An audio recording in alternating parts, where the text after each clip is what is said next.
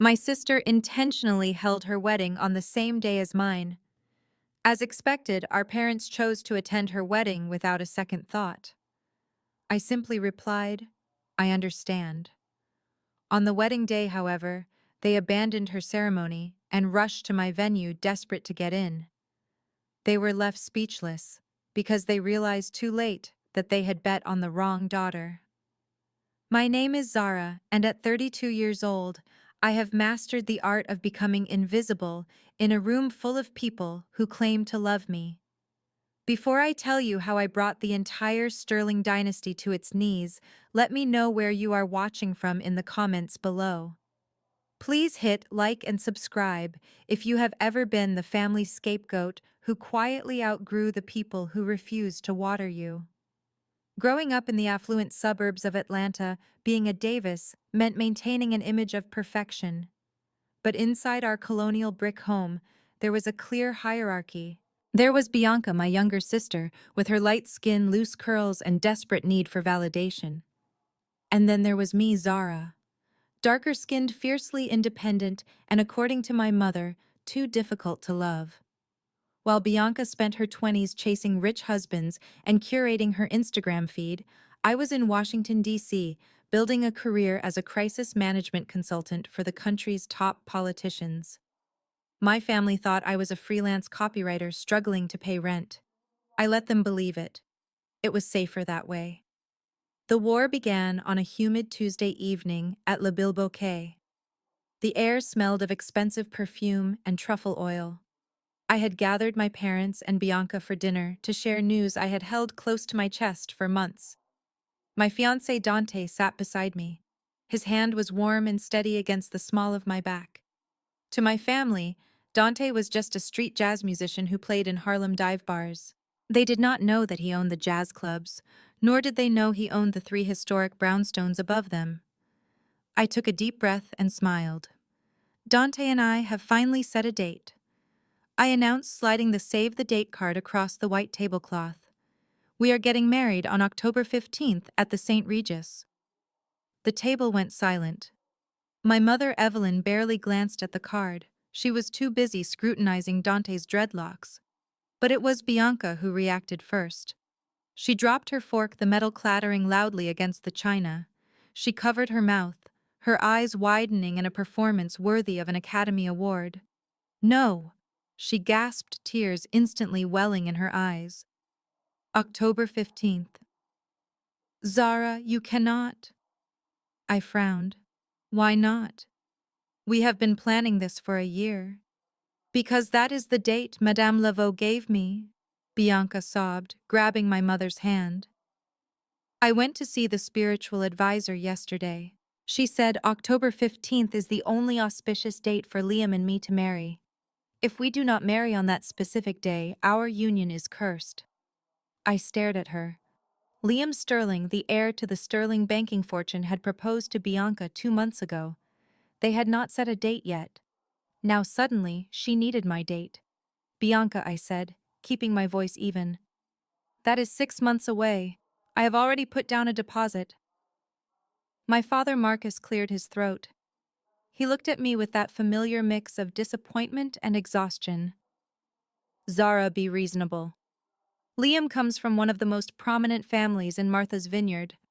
We cannot ask the Sterlings to adjust their schedule because of some superstition, but if Bianca believes this is important, we must support her. Support her, I repeated, feeling the heat rise in my chest. You want me to move my wedding day because a psychic told her to steal mine. It is not just about the date, Zara, my mother interjected, her voice sharp. Look at the reality. You are marrying Dante, a musician. No offense, Dante, but your guest list will likely be modest. Bianca is marrying a Sterling.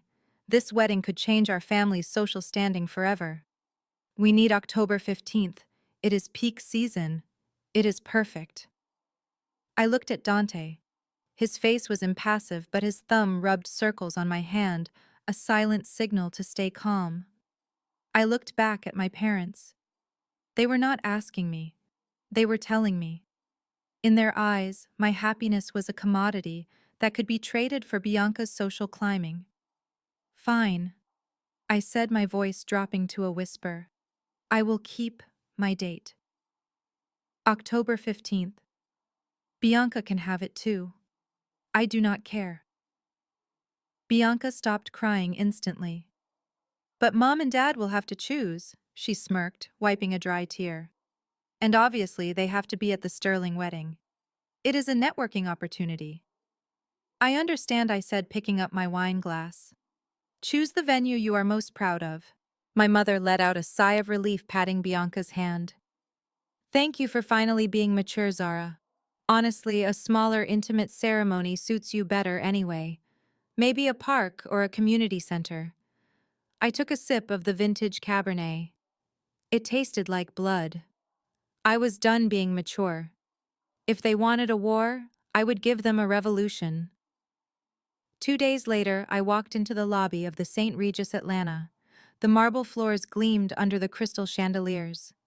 I had an appointment with Mr. Henderson, the event manager, to finalize the menu tasting. I had booked the Grand Ballroom 14 months ago using a pseudonym to keep my privacy, a standard practice in my line of work. When I arrived at the reception desk, Mr. Henderson was already standing there. He looked uncomfortable. Beside him stood Bianca, wearing oversized sunglasses and looking smug. Ms. Davis. Mr. Henderson began wiping sweat from his forehead. There has been a complication. I looked at Bianca, then back at him. What kind of complication? It seems there was a double booking, he stammered. The Sterling family, their assistants, called. They expressed a very strong desire to secure the Grand Ballroom for October 15th. Given their long-standing relationship with our hotel chain and the fact that you are, well, family, we assumed you would be willing to switch to the smaller garden room. Bianca stepped forward, flipping her hair. I told him you would not mind, Zara. The garden room is cute. It fits 50 people. That is all you need for your little musician friends, right? Besides, Liam's mother, Eleanor Sterling, specifically asked for this ballroom. You do not say no to Eleanor Sterling. I felt a cold rage settle in my stomach. Bianca had not just stolen my date. She had used her fiancé's name to bully the venue into breaching my contract. Mr. Henderson, I said, my voice icy. I have a signed contract and a receipt for a $20,000 deposit. I understand, he said, avoiding my eyes, but the contract has a clause regarding force majeure and administrative discretion. We will refund your deposit in full, of course, plus 10% for the inconvenience. He slid a check across the counter. It was already printed. They had prepared this ambush. Bianca laughed, a light tinkling sound that grated on my nerves. Take the money, Zara. You can use it to buy a better dress. Or pay Dante's rent for a few months. I looked at the check. Then I looked at Mr. Henderson. He was terrified of the Sterlings. He had no idea he was staring down a woman who had once navigated a senator out of a scandal that would have toppled the government. I picked up the check. I did not tear it up. I folded it neatly and placed it in my purse. Very well, I said. I hope the Grand Ballroom brings you everything you deserve, Bianca. I turned and walked away, the sound of my heels clicking sharply on the marble. As soon as I stepped out into the humid Atlanta air, I pulled out my phone. I dialed a number that was saved under simply the architect. It is Zara, I said. Activate Plan B, the vineyard property. Yes, the private island. And get me the file on the St. Regis management. I want to know who authorized this. Bianca wanted the ballroom. She could have it. I was about to stage a wedding that would make the St. Regis look like a motel. The humiliation did not stop at the venue. A week later, my mother insisted we go wedding dress shopping. Not for me, of course, for Bianca. But she demanded I come along because, as she put it, I had the same measurements as Bianca, but I was less important, so I could stand in as the mannequin while Bianca sipped champagne. We went to the Vera Wang boutique in Buckhead. The sales assistants fawned over Bianca, bringing her flute after flute of sparkling wine. My mother sat on the plush velvet sofa, criticizing everything I put on. "Two ruffles," she said as I stepped out in a mermaid gown. "And honestly, Zara, that bright white does not suit your complexion. It looks harsh against your skin. Bianca, honey, that ivory tone will make you look like an angel." I stood on the pedestal looking at myself in the mirror. The dress was beautiful, but my mother's words cut deep. It was the same song she had sung my entire childhood. Bianca's lightness was a virtue. My darkness was a flaw to be managed. Bianca pointed a manicured finger at the gown I was wearing. I like that silhouette, actually. Zara turned around. Yeah, that is the one. Take it off. I want to try it. I stepped down, the silk rustling around me. The sales associate, a kind woman named Sarah, looked at me with pity. I hated that look. I did not want pity. I wanted retribution. After Bianca tried on the dress and decided it was the one, she gasped at the price tag. $20,000. She turned to me, her eyes wide and innocent. Zara, you have been saving up for your wedding for years, right? Since you are doing something small now, you surely have extra cash, my mother chimed in. That is a wonderful idea. Zara, think of it as a wedding gift for your sister. You know Liam's family expects perfection. We cannot have her walking down the aisle in something off the rack. You are the older sister. It is your duty to help. My duty. My duty was to pay for the dress that would be worn on the day she stole from me at the venue she bullied me out of. I looked at Bianca. She was smirking, certain I would say no so she could throw a tantrum or say yes and cripple myself financially. She thought I was broke. I will pay for it, I said. The room went quiet. Even Bianca looked surprised. Really, she asked. Yes. Consider it my final contribution to this wedding. I pulled out my card holder. I did not use my regular debit card.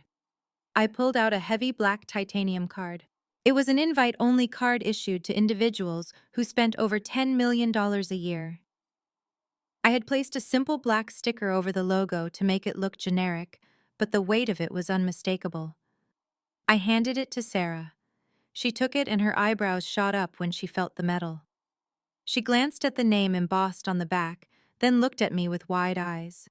She opened her mouth to say something, perhaps strictly forbidden, to accept this card without a manager, but I held a finger to my lips. Just run it, please, I whispered. My mother and Bianca were too busy celebrating to notice. You are a lifesaver, Zara, Bianca squealed. Although make sure you have enough left for your little party.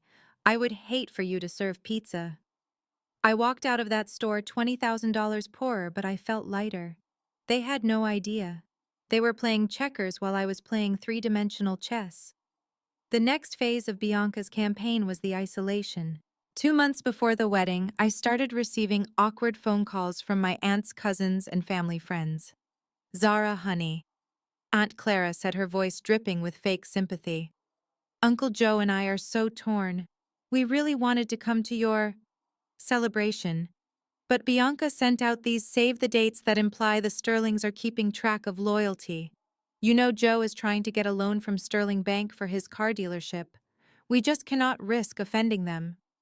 It was the same story with my cousin Marcus, and even my childhood best friend Tasha. Bianca had issued an ultimatum. Anyone who attended my wedding would be blacklisted from the Sterling social circle. For a family obsessed with climbing the social ladder, the choice was obvious. They chose the proximity to power. I sat on the floor of my apartment surrounded by RSVP cards, all marked declined. My side of the guest list was empty. 0 family members, 0 old friends.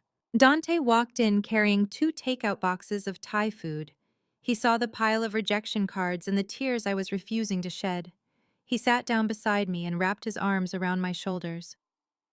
Let them go, Zara, he said softly, kissing my temple.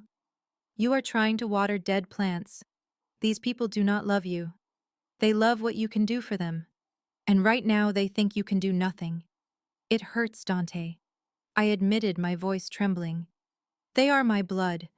Blood is biology, he said. Loyalty is a choice. Look at this list. Who is left? I looked at the other pile, the yes pile. It was small but mighty. It contained names that would make my parents faint. A senator, a tech CEO, an award-winning journalist, people I had saved, people who knew the real Zara. You are right, I said, wiping my face. I stood up and grabbed the pile of declined cards. I walked to the shredder in the corner of my home office. One by one, I fed the names of my family into the machine.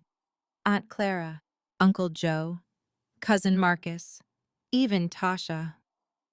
As the machine buzzed and chewed through the paper, I felt the last tether to my need for their validation snap. Good, I said, watching the confetti fall into the bin. Less money on the open bar. The final straw came during a dinner meant to introduce Dante to Liam Sterling. My parents insisted on it, claiming we needed to bond, but I knew it was just another opportunity for them to fawn over Liam and belittle Dante. We met at a steakhouse in Buckhead. Liam arrived 20 minutes late wearing a suit that cost more than my father's car. He didn't apologize. He just sat down and ordered a bottle of scotch for the table without asking anyone else what they wanted. So Dante, Liam said, leaning back and swirling his glass. Bianca tells me you play the trumpet or something. Is there any money in that, or does Zara pay the bills? My father chuckled nervously. Oh, Dante does his best. We are proud of him for following his passion, even if it is not exactly lucrative. Dante smiled calm and dangerous. The trumpet is my passion. But I do all right. I invest here and there. Invest? Liam laughed. What in crypto? Look, man, if you need tips, just ask. My family runs the biggest private equity firm in the Southeast.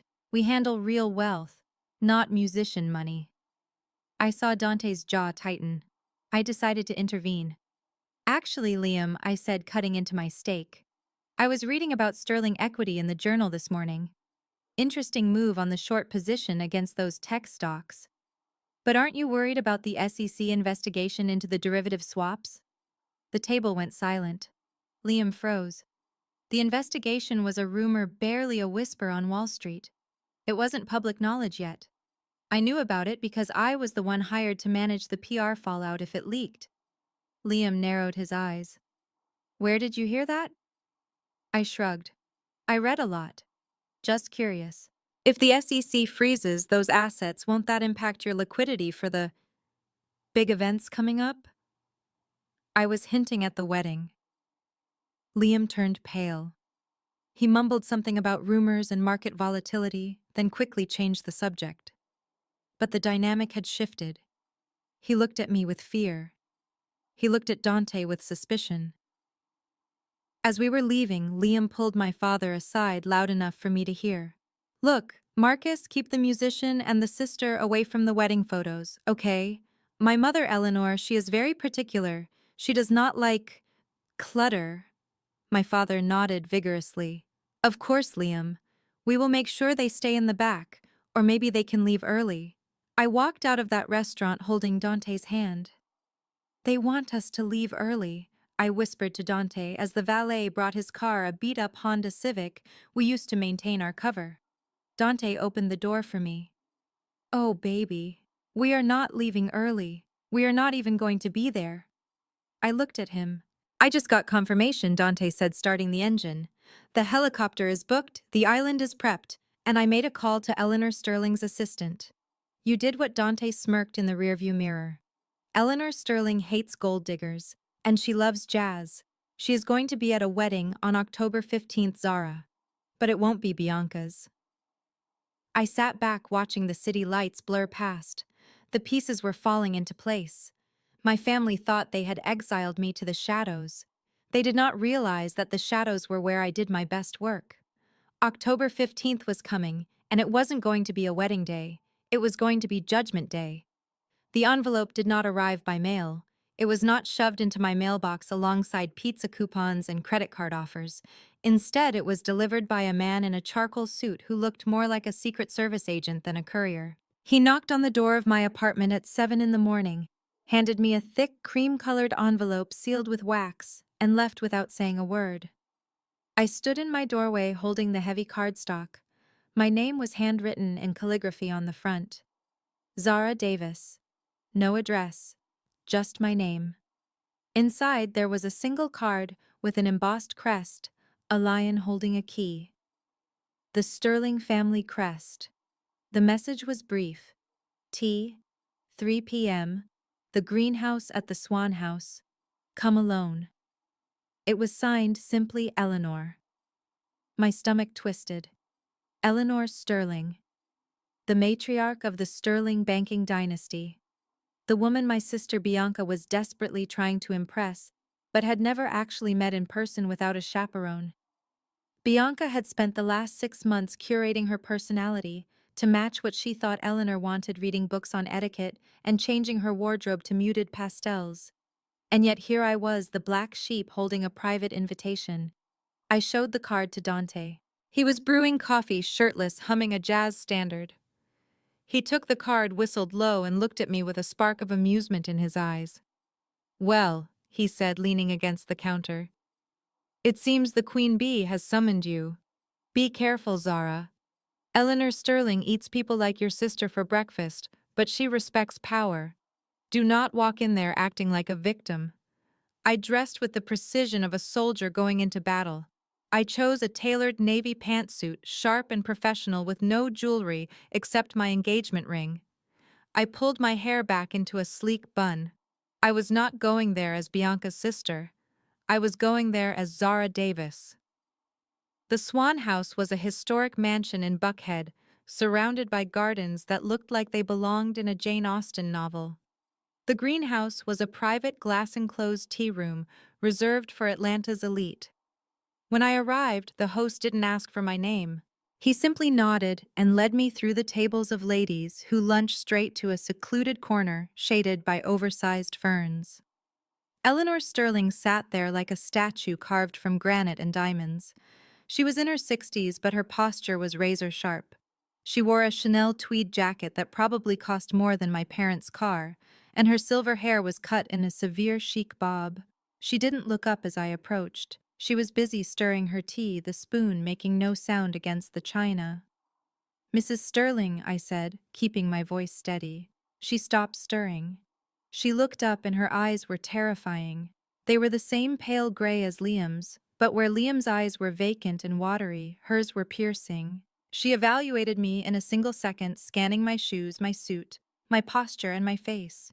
"Sit down, Zara," she commanded. Her voice was low, raspy, and sounded like old money. I sat.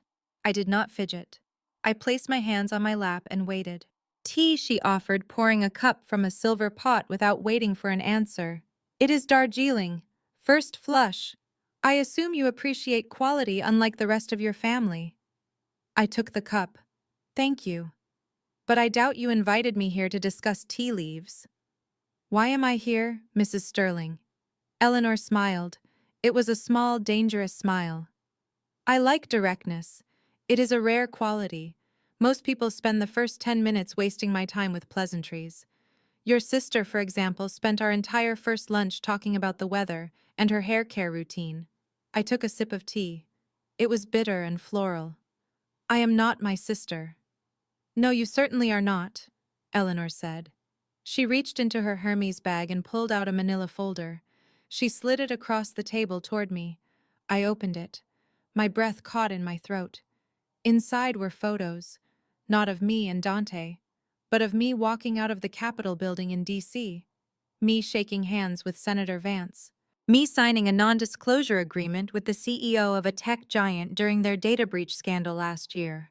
There were bank statements too, not my checking account, but the offshore holding company I used for my consultancy business. The balance at the bottom of the page had 7 zeros.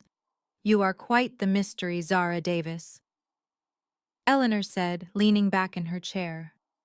"To your parents, you are the disappointment, the struggling freelancer, the daughter who could not catch a rich husband.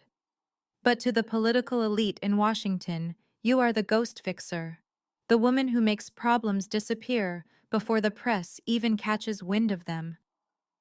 I closed the folder. My heart was hammering against my ribs, but I forced my face to remain impassive. I valued my anonymity above everything. How did she find this? "You dug deep," I said. "I protect my investments," Eleanor replied.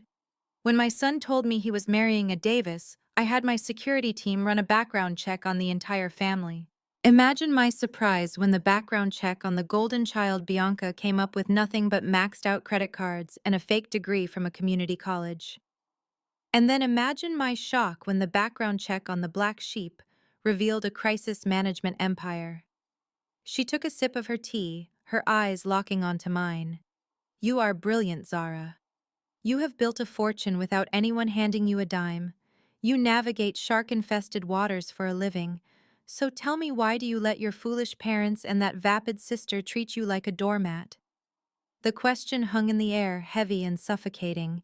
It was the question I had asked myself 1,000 times. Because they are family, I whispered, the defense sounding weak even to my own ears. Eleanor scoffed. Family is not about blood, my dear. That is a lie poor people tell themselves to tolerate abuse. Family is about legacy, competence, loyalty. Your parents have none of those things. They are parasites. And your sister? She is a decorative object, expensive to maintain but ultimately hollow. She leaned forward, her voice dropping to a conspiratorial whisper. I detest this wedding, Zara. I detest the idea of my son, who is already weak-minded and easily manipulated, marrying a woman who only wants him for the sterling name. Bianca does not love Liam.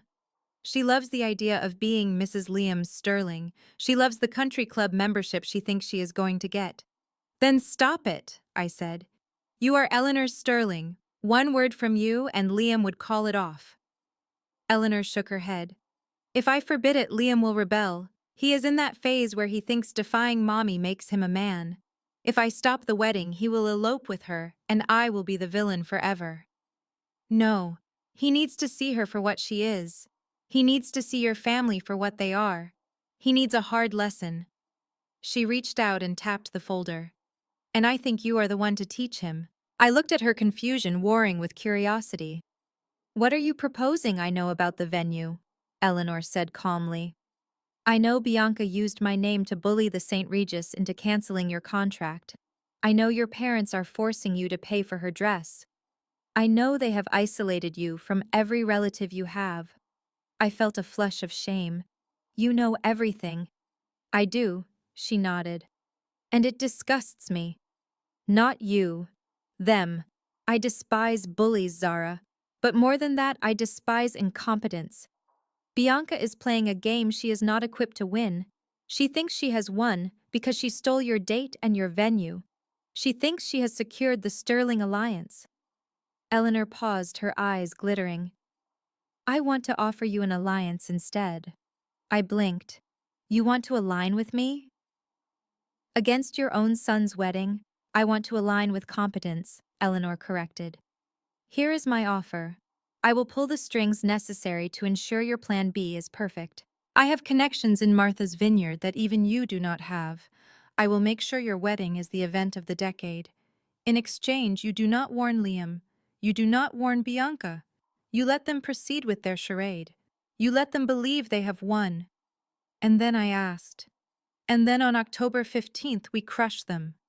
Eleanor said, a cruel smile touching her lips. We show Liam that he chose the wrong sister. We show your parents that they bet on the wrong horse. I stared at this woman. She was terrifying. She was ruthless. She was exactly the kind of mother I had always wished I had.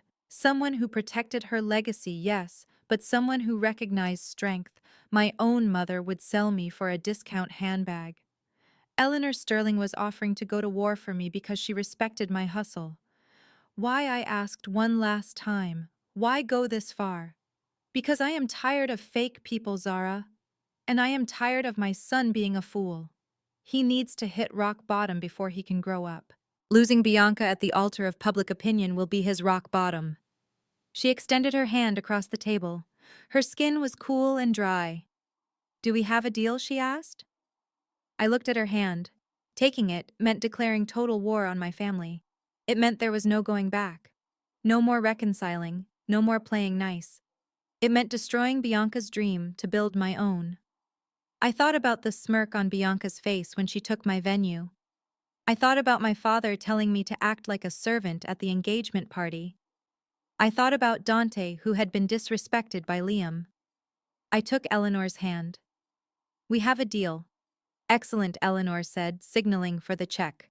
One more thing, Zara. Yes, Bianca has been telling everyone that the entire Sterling Board of Directors and I will be in the front row at the St. Regis on October 15th. She has built her entire social standing on my attendance. I nodded. I know. It is all she talks about. Eleanor stood up, smoothing her tweed skirt. She looked down at me, and for the first time her expression softened. It wasn't pity. It was pride. Well, she can keep talking. Because I will not be at the St. Regis. I do not attend circuses. She put on her oversized sunglasses, hiding those piercing gray eyes. Send me the coordinates for your island, Zara. I will be at your wedding. And I am bringing the entire Sterling Empire with me. She walked away without looking back, leaving me alone in the greenhouse. I sat there for a long time watching the steam rise from my tea. For the first time in my life, the weight on my chest lifted. I wasn't the outcast anymore. I was the chosen one. And my family had no idea that the very prize they were chasing, the sterling approval, was sitting right here, drinking Darjeeling with me. I pulled out my phone and texted Dante. Pack your tuxedo. We just got the ultimate upgrade. The game had changed. Bianca thought she was stealing my wedding day. She didn't realize she was setting the stage for her own execution. And the executioner was her own mother-in-law. Miami in July is not just hot. It is aggressive. The humidity wraps around you like a wet wool blanket, suffocating and heavy. But the heat outside was nothing compared to the stifling atmosphere inside the stretch Hummer limousine Bianca had rented for her bachelorette weekend. We were heading to South Beach. Inside the limo sat Bianca and her bridal squad, a group of 4 women who looked like they had been manufactured in a factory that specialized in spray tans and vocal fry. There was Tiffany, Courtney, Jessica, and Ashley. All white, all wealthy, and all convinced that the world existed solely to serve them. And then there was me. I was squeezed into the corner seat near the ice bucket, clutching my professional-grade camera bag. I was not there as a bridesmaid. I was not even there as a sister. According to the itinerary Bianca had emailed me, my official title for the weekend was Director of Logistics and Photography. In plain English, that meant I was the mule.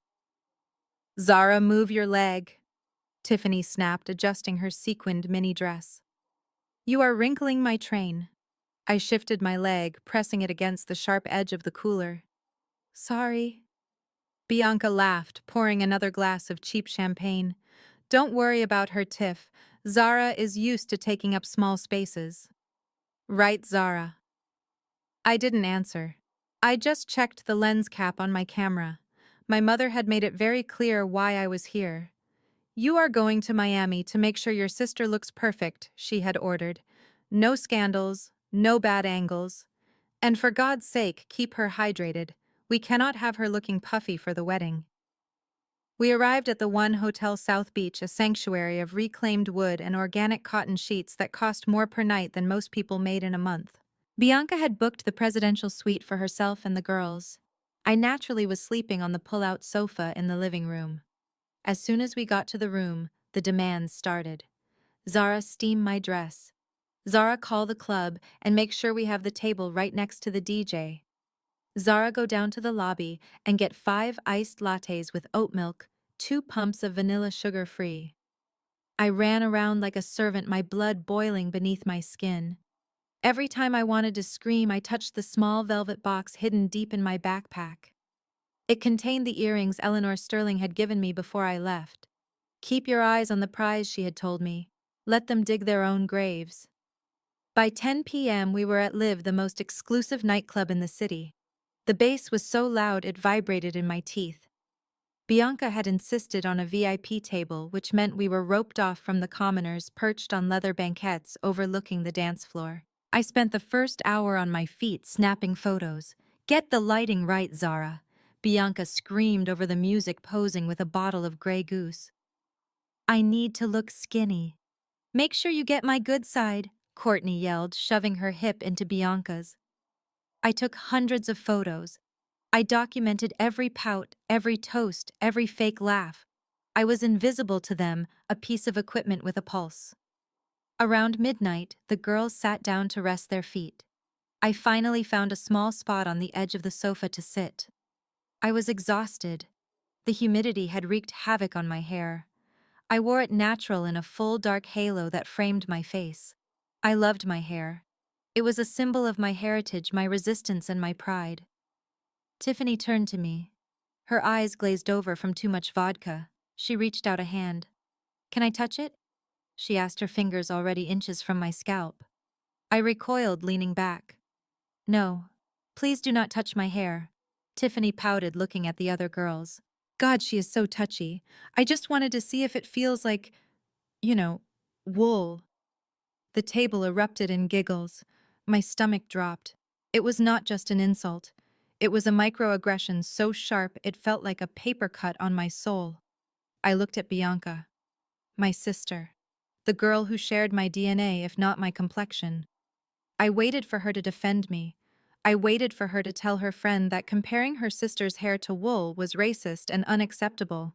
Bianca rolled her eyes. She took a sip of her drink and looked at me with disdain. "Oh, Zara, lighten up," she said. "It is just a joke. You always have to make everything so political. This is why nobody likes hanging out with you. You bring the vibe down. Why don't you go get us some more mixers?" "We are out of cranberry juice." I stared at her. The music faded into a dull thrum in the background.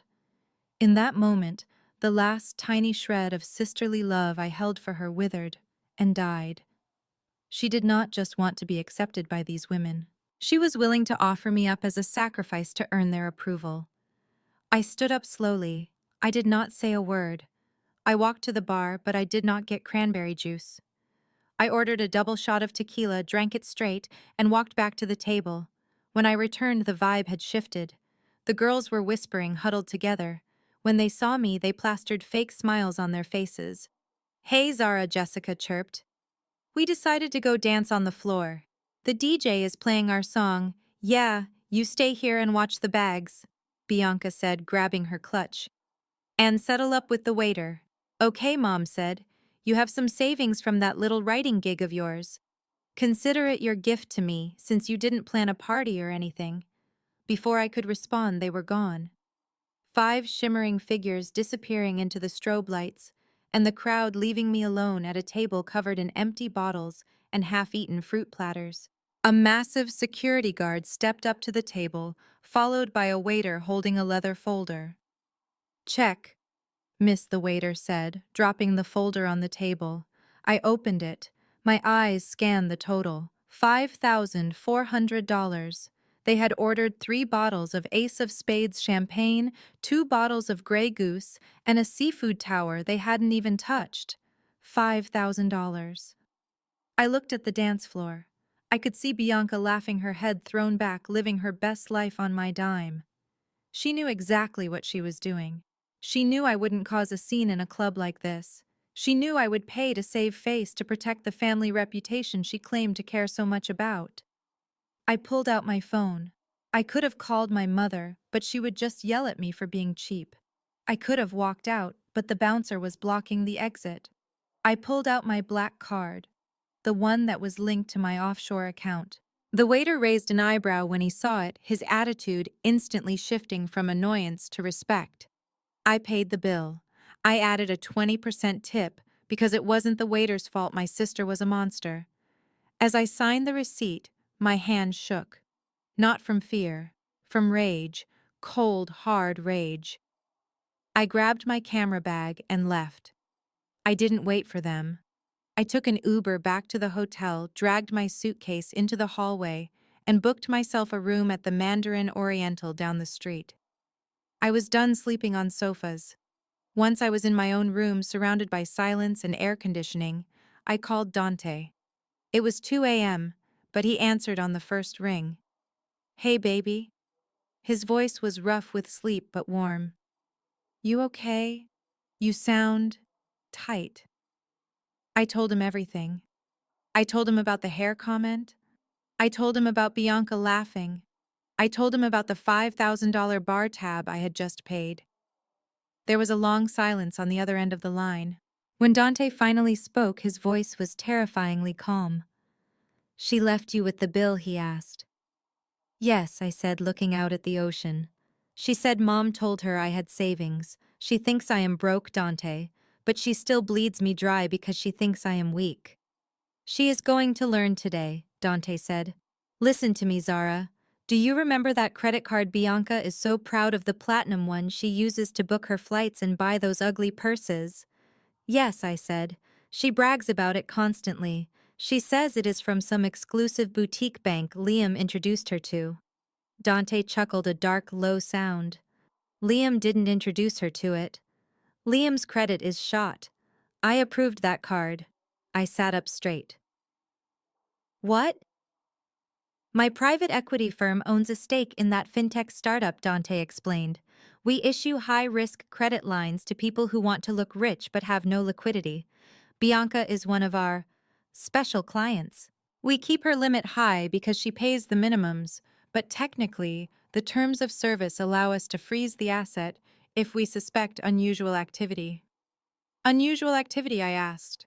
"Like, say, reckless spending in Miami without authorized collateral," Dante said. "Or maybe just because the chairman of the board feels like it."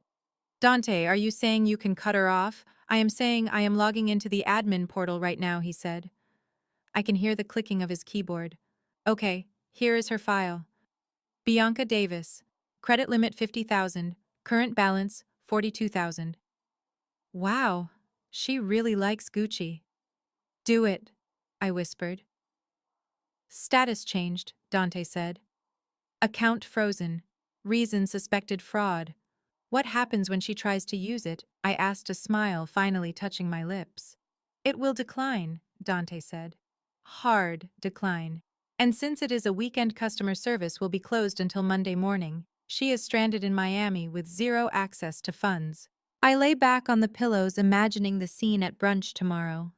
"Thank you," I said. "Anything for you," Queen Dante replied. "Now get some sleep.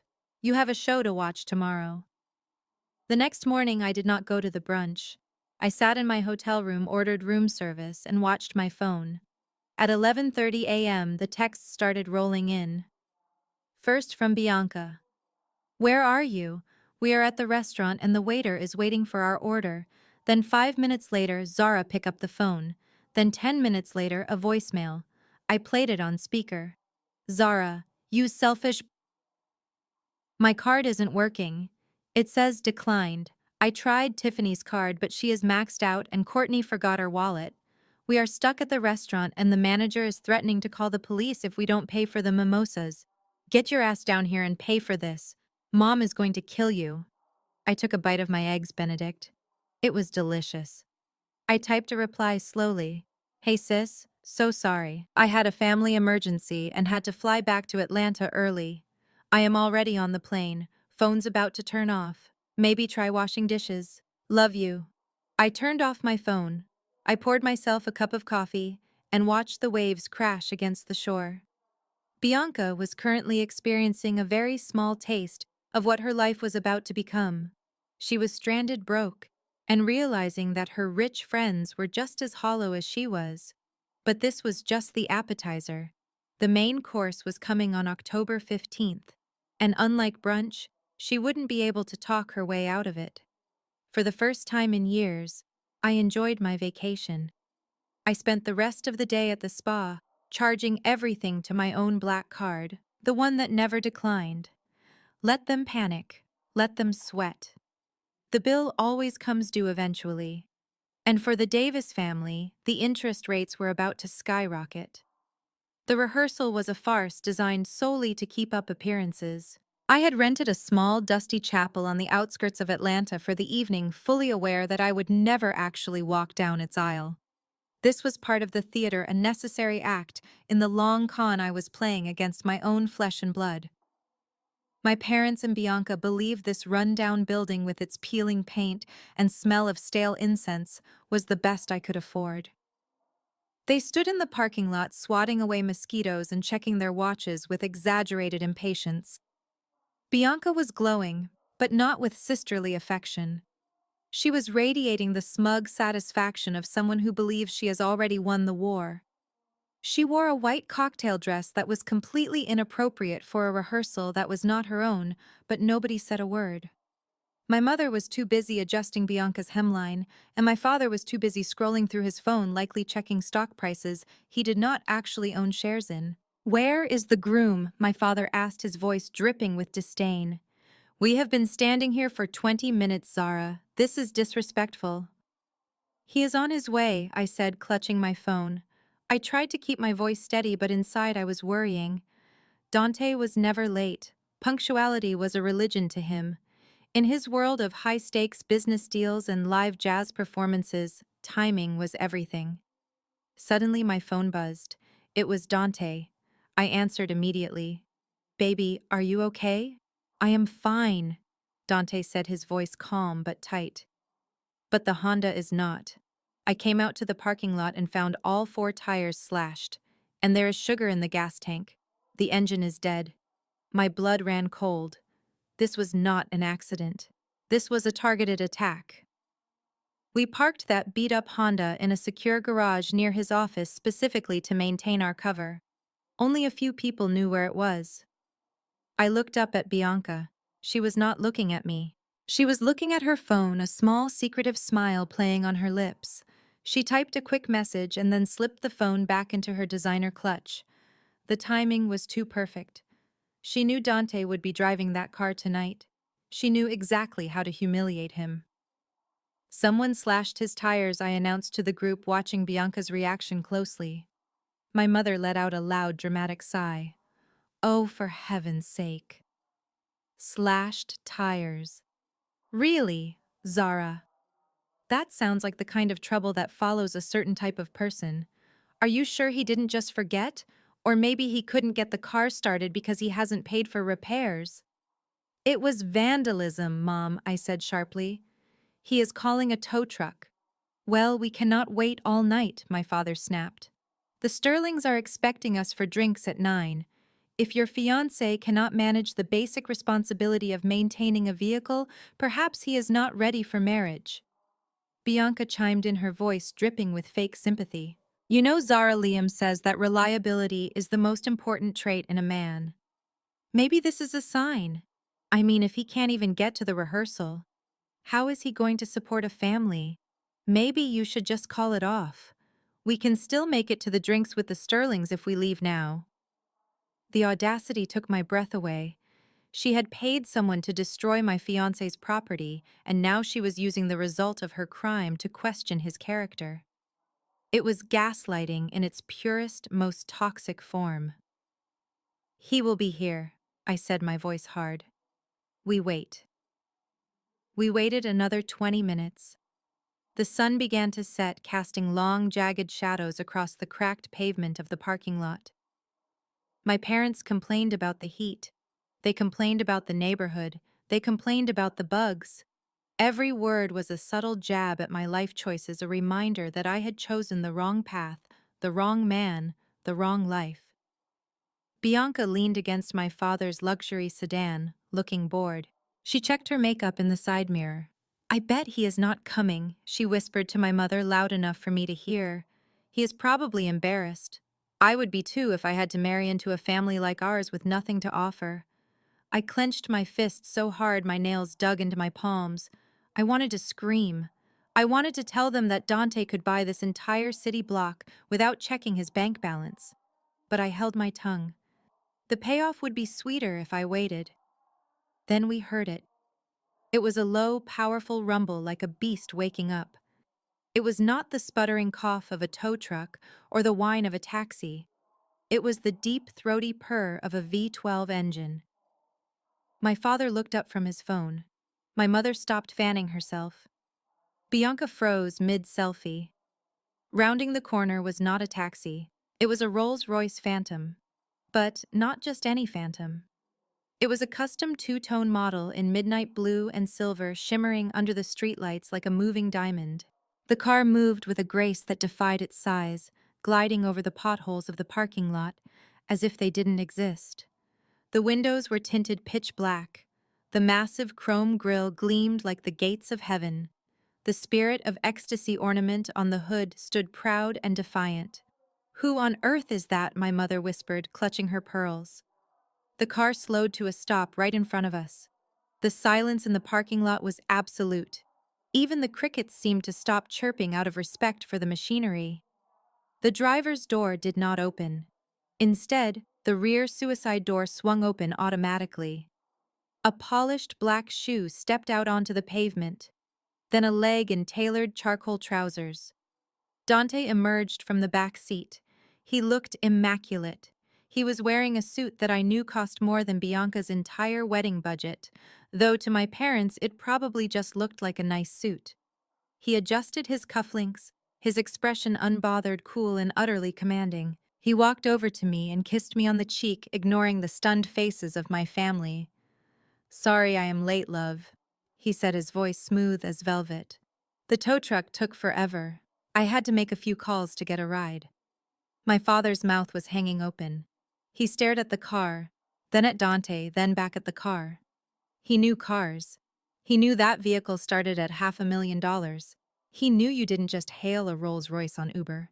"Is that yours?" Bianca stammered, her mask of superiority cracking for the first time all night.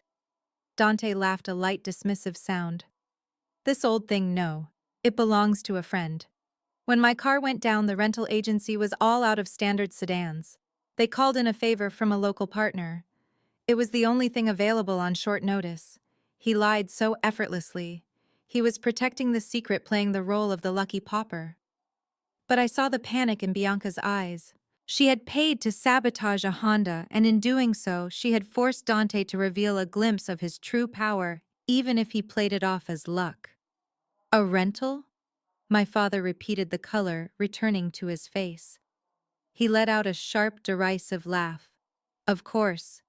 It is a rental."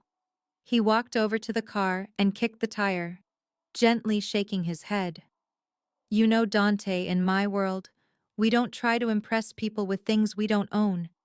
It is a bit tacky to show up in a car you can't afford to put gas in, don't you think?" My mother nodded in agreement, relieved that the universe made sense again. "Oh, absolutely. It is very rapper chic, very new money. Or rather, no money pretending to be new money." Bianca let out a breath she had been holding.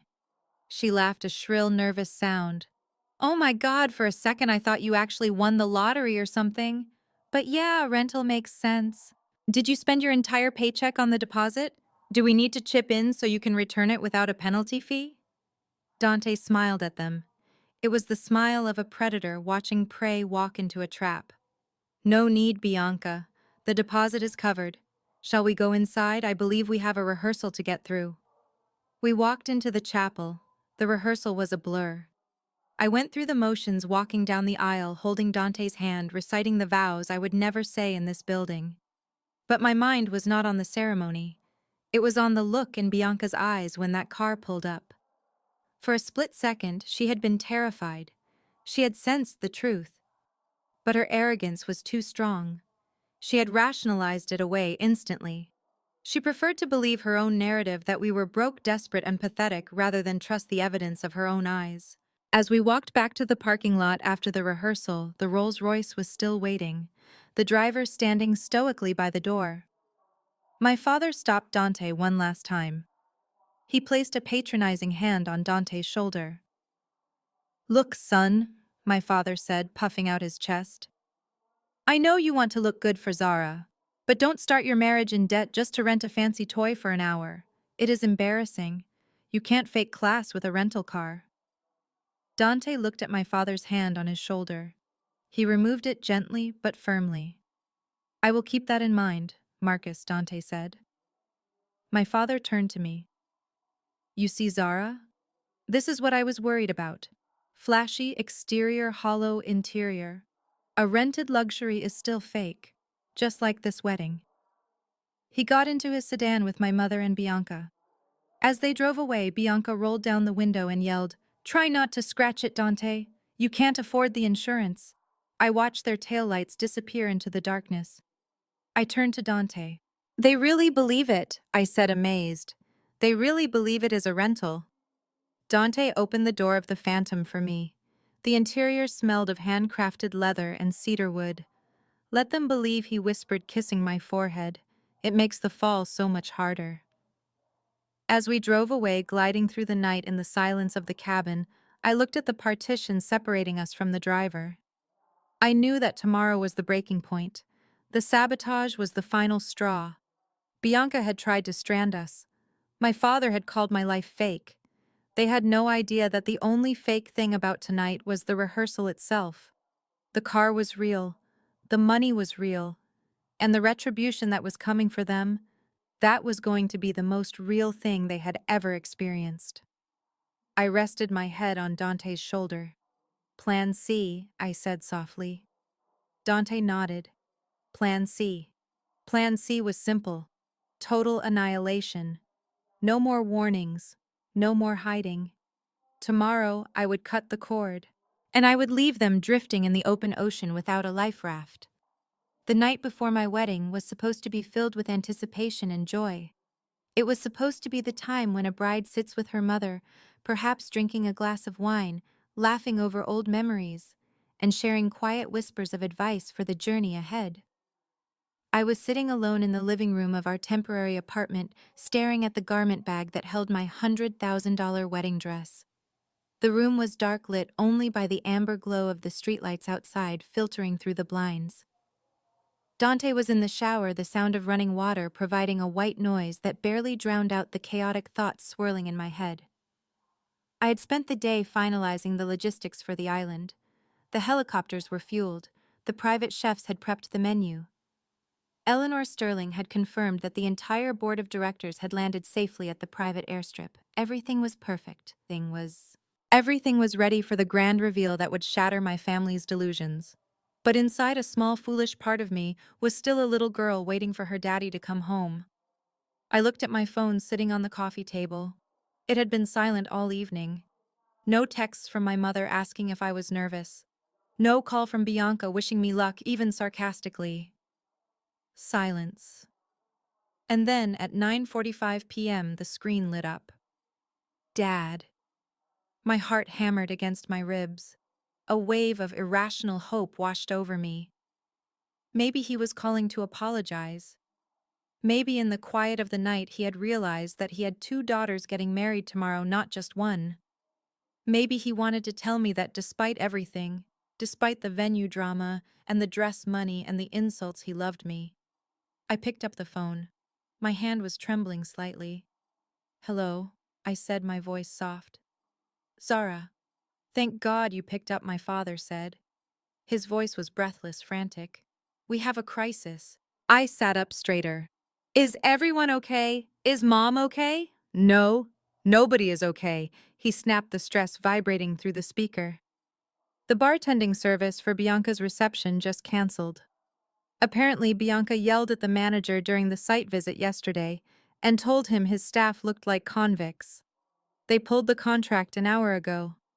We have 300 guests coming to the St. Regis tomorrow, and nobody to pour the champagne.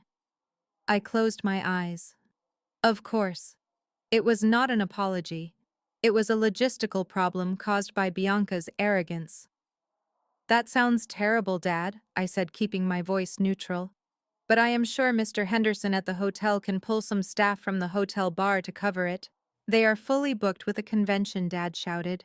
"Look, Zara, we don't have time to argue.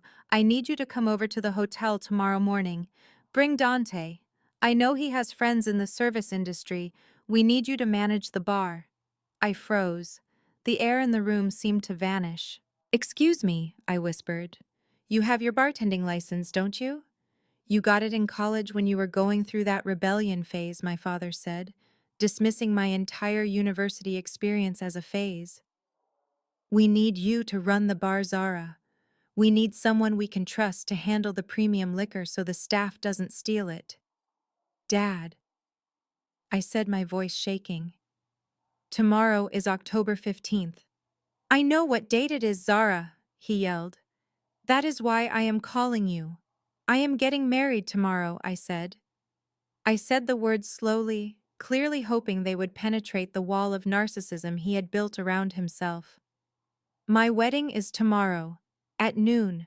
I cannot bartend for Bianca because I will be standing at my own altar. There was a pause on the other end of the line. A long, heavy silence. Then my father let out a sigh that sounded like he was dealing with a petulant toddler. Zara, please. Let's be realistic for 1 second.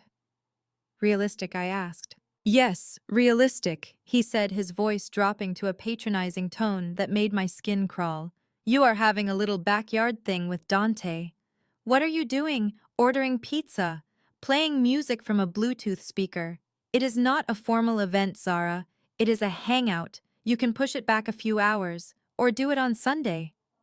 I gripped the phone so hard my knuckles turned white. I could feel the tears pricking my eyes, hot and stinging. You want me to cancel my wedding? I said to serve drinks at Bianca's. I am asking you to prioritize the family, he exploded. This isn't just a party, Zara. This is the Sterlings. This is our future. If this wedding goes wrong, if the service is bad, we look like amateurs. We look like trash. Do you want to ruin this for your sister? Do you want to ruin this for me? For you, I thought. It was always for him, his image, his ego. Dad, I said, my voice barely a whisper. I have guests coming. I have a venue. Oh, stop it, he cut me off. Nobody important is coming to your wedding, Zara. Who is going to be there? Your college roommate, Dante's drummer. Nobody cares. The words hit me like a physical blow to the chest. Nobody cares. Listen to me, he continued, his voice hard and cold. You have been an embarrassment to this family for years with your little freelance jobs and your refusal to fit in. This is your chance to finally be useful. Don't embarrass us tomorrow by clinging to this delusion that your wedding matters. Cancel it. Come to the St. Regis at 10 a.m. Wear black pants and a white shirt. And bring Dante. We need him to carry the ice. The line went silent, waiting for my submission. Waiting for the good little scapegoat to say yes, to apologize for existing, to fold herself into a small box so her sister could shine. I looked at the garment bag in the corner. I thought about the island. I thought about Eleanor Sterling. I thought about the millions of dollars in my bank account that could buy and sell my father 10 times over. But mostly, I thought about the little girl who used to wait by the window for her dad to come home, hoping he would bring her a candy bar, only to watch him walk past her to hug Bianca. That little girl died in that moment. I did not scream. I did not curse. A strange, icy calm settled over me. It was the numbness of a severed limb. No, I said. What did you say? He asked, his voice dropping to a dangerous growl. I said no, I repeated. I will not be there, Dad. I will be at my wedding. And if you think mine is an embarrassment, wait until you see what happens at yours. I did not wait for his response. I pulled the phone away from my ear and pressed the red button. The call ended. The connection was broken. But I wasn't done. I went into my contacts. I found the entry for Dad. I scrolled down to the bottom. Block caller. I pressed it. A small pop-up asked me to confirm. I pressed yes. Then I went to Mom. Block caller, confirm. Then Bianca. Block caller, confirm. Then Aunt Clara, Uncle Joe, Cousin Marcus. I went down the list like an executioner, severing every digital tie that bound me to the people who had spent 32 years making me feel small. With every tap of my finger, I felt a physical weight lift off my shoulders, replaced by a terrifying, exhilarating lightness. I was an orphan now, by choice. The bathroom door opened. Dante walked out, a towel wrapped around his waist, steam billowing behind him. He looked at me and his smile faded instantly. He saw the phone in my hand. He saw the tears streaming silently down my face. He saw the way my body was shaking, vibrating with the aftershocks of the trauma. Zara, he said, his voice laced with panic. He crossed the room in 2 strides. He didn't ask what happened. He didn't ask who called. He knew. He dropped to his knees in front of the sofa and pulled me into his arms. I buried my face in his chest. The smell of his soap, clean and earthy, filled my nose. And I broke. I didn't cry because I was weak. I didn't cry because I missed them.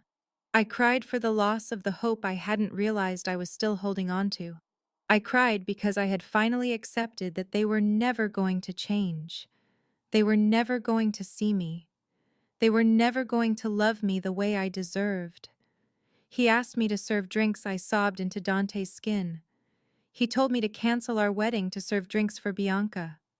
He said nobody cares about us. Dante's arms tightened around me. I could feel his muscles tense, his heart rate picking up. I felt his rage radiating off him like heat from a furnace, but his hands on my back were gentle. Shh, he whispered, stroking my hair. Let it out. Cry it all out, baby. Leave it all here. Leave all the pain in this room. Because you are not taking it with you tomorrow. He held me while I wept, rocking me back and forth. He let me grieve the family I was born into, so that I could fully embrace the family I had chosen. They are fools, Dante whispered fiercely. They are absolute fools. They are throwing away a diamond to hoard broken glass. But that is over now. You hear me? It is over. I nodded against his chest, my tears soaking his skin. After a long time, the sobbing subsided. My breathing slowed. The crushing weight in my chest began to dissolve, replaced by something harder, something sharper. I pulled back and looked at Dante. His eyes were dark, filled with a protective fury that made me feel safer than I had ever felt in my life. He reached up and wiped a tear from my cheek with his thumb. You are Zara Davis, he said, his voice low and intense. You act as a shield for the most powerful people in the world. You are brilliant. You are beautiful. And you are mine. Tomorrow you are going to walk down an aisle covered in petals flown in from Ecuador. You are going to wear a crown of diamonds, and you are going to be surrounded by people who would walk through fire for you. He kissed my forehead. Do not let them steal one more second of your peace. I took a deep breath. The air felt different now. It felt cleaner. I stood up. I walked to the mirror hanging on the wall. My eyes were red. My face was blotchy. But behind the puffiness there was steel. I went to the bathroom and washed my face with cold water. I scrubbed away the tears. I scrubbed away the daughter who just wanted to be good enough. When I walked back into the living room, Dante was standing by the window looking out at the city skyline. Is it done? He asked without turning around. It is done, I said. I blocked them all. Dante turned. A slow, wolfish smile spread across his face. Good, he said. I walked over to the garment bag. I unzipped it just an inch, catching a glimpse of the silk inside. Dad said my wedding would be an embarrassment. I said, my voice steady and cold. He said it would be poor. Dante laughed, a short, sharp sound. He has no idea, Dante said. I looked at my phone one last time. It was just a piece of glass and metal now. It could no longer hurt me. Tomorrow, I said, turning off the lights in the room. Tomorrow they find out they are not the main characters in this story. I took Dante's hand and led him toward the bedroom. The grief was gone. In its place was a focused, burning anticipation.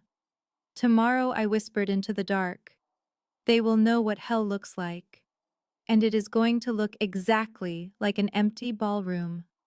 October 15th dawned over Atlanta with a sky the color of bruised peaches.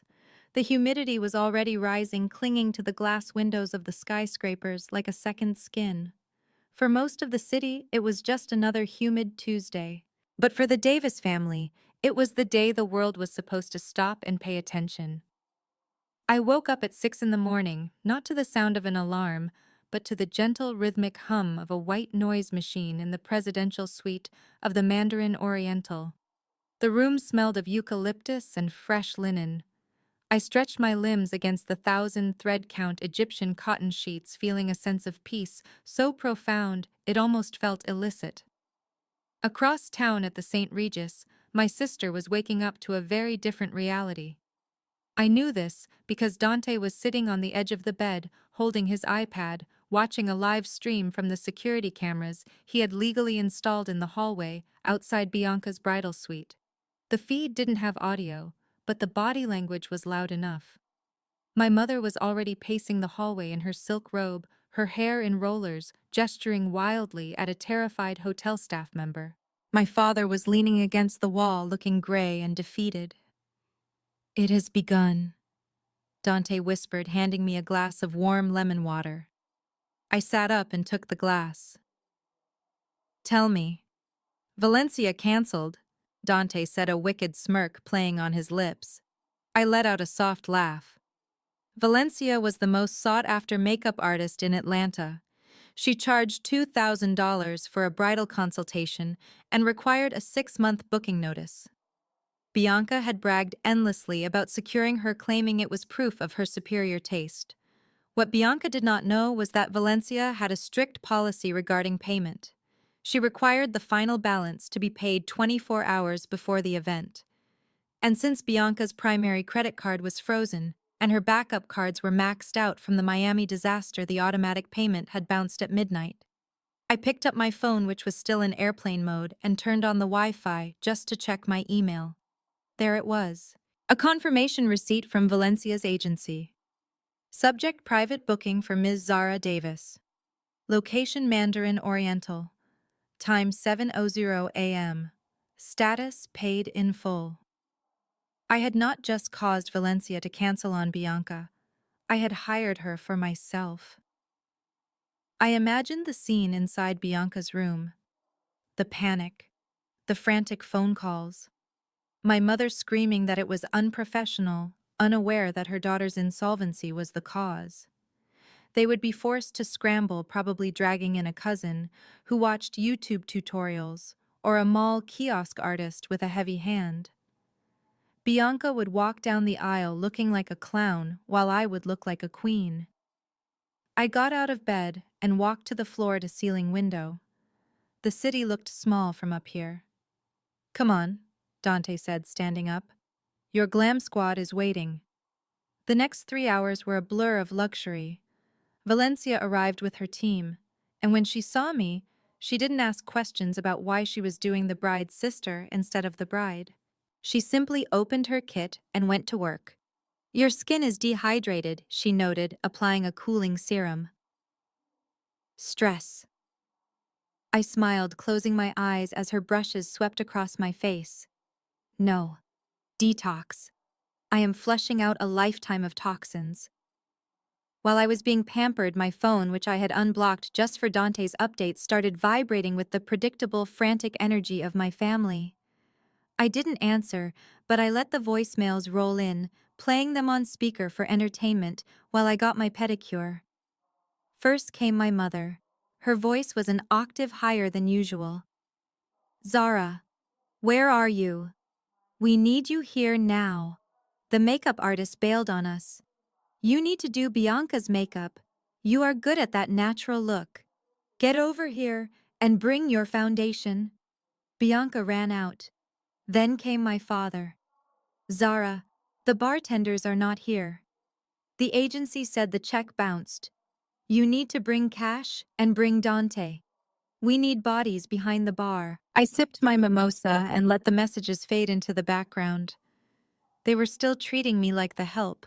Even on the morning of their catastrophe, their first instinct was not to ask for help, but to demand servitude. By 10 o'clock, the atmosphere in my suite was serene. I slipped into my robe and moved to the living area where breakfast was served. Smoked salmon, caviar, fresh fruit. Dante was already dressed in his tuxedo, looking devastatingly handsome. He adjusted his cufflinks and nodded at the television screen. "You might want to see this," he said. He had switched the feed to the St. Regis lobby camera. It was chaos. Guests were arriving early, confused by the lack of signage. The floral arrangements, which were supposed to be elaborate arches of white roses, looked sparse and wilting. Apparently, the florist had also encountered payment issues and had delivered the budget package instead of the premium one. But the real show was happening upstairs. Dante switched back to the hallway view.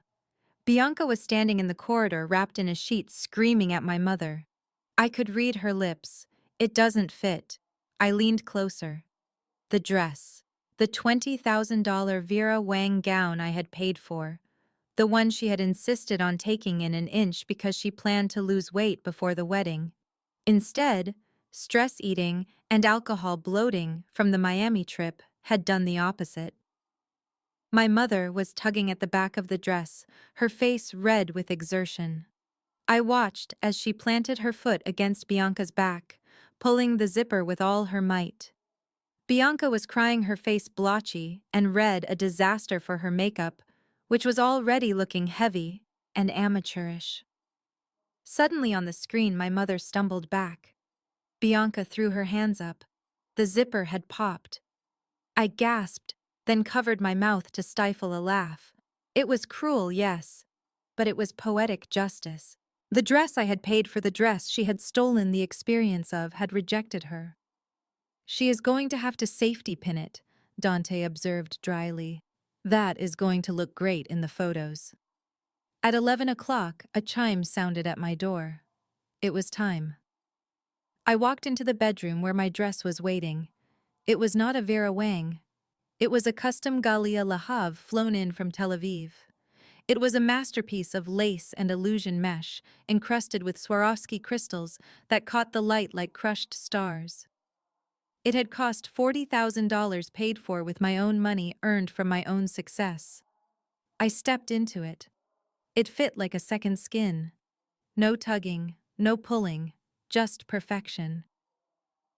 Valencia finished my look with a nude lip and a dusting of diamond powder on my collarbones. I looked in the mirror. I didn't see the girl who used to hide in her bedroom reading books to escape her mother's criticism. I saw a woman who had built an empire from the ashes of her self-esteem. Dante stood behind me, his eyes dark with emotion. "You look like war," he whispered. "Beautiful, destructive war." I turned to him. "Are the helicopters ready?" "They are on the roof," he said. We took the private elevator up to the helipad. The wind whipped at my hair, but Valencia had set it with industrial strength spray so it didn't move.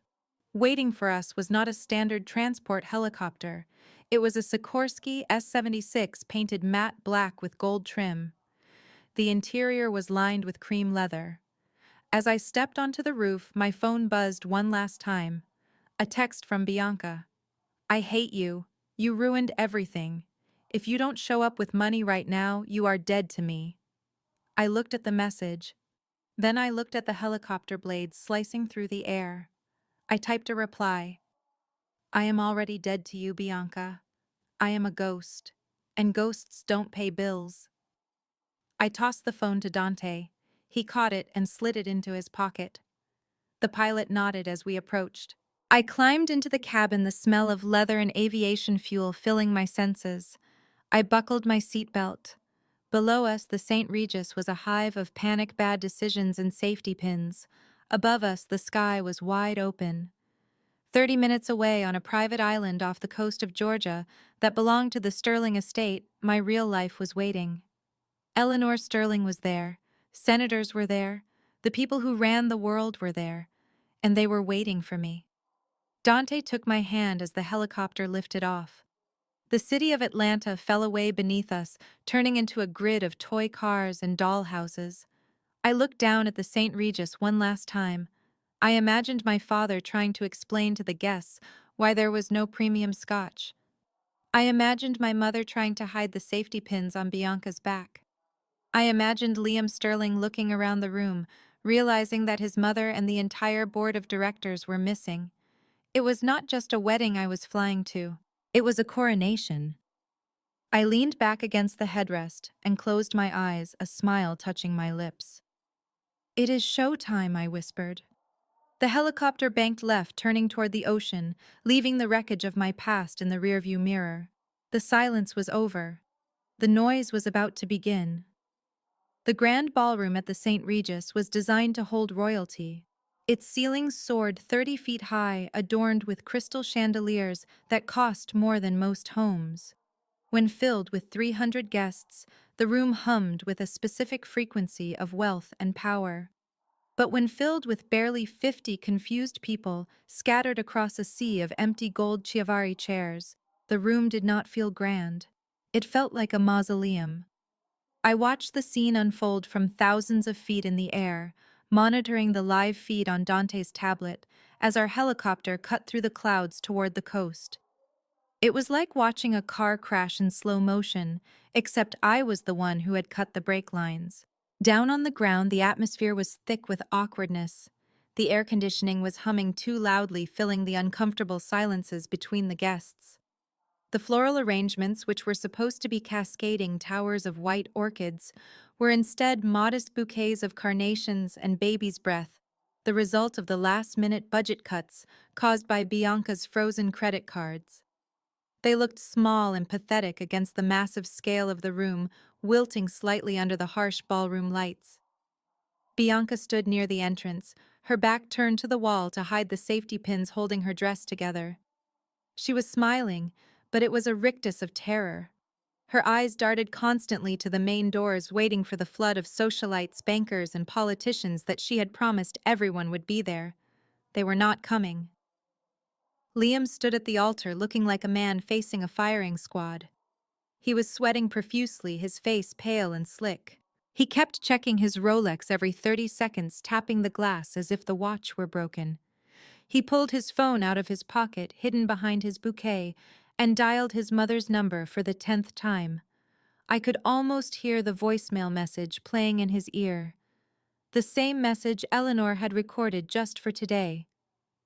I am currently away attending a private family matter. Please do not leave a message. The groomsmen, a collection of frat brothers and drinking buddies who looked hungover, shifted uncomfortably. They whispered among themselves, casting glances at the empty pews on the groom's side. The Sterling side of the aisle was a barren wasteland. There were no board members, no partners from the firm, no senators, just a few distant cousins who hadn't checked the group chat and a couple of Liam's college friends who were only there for the free bar.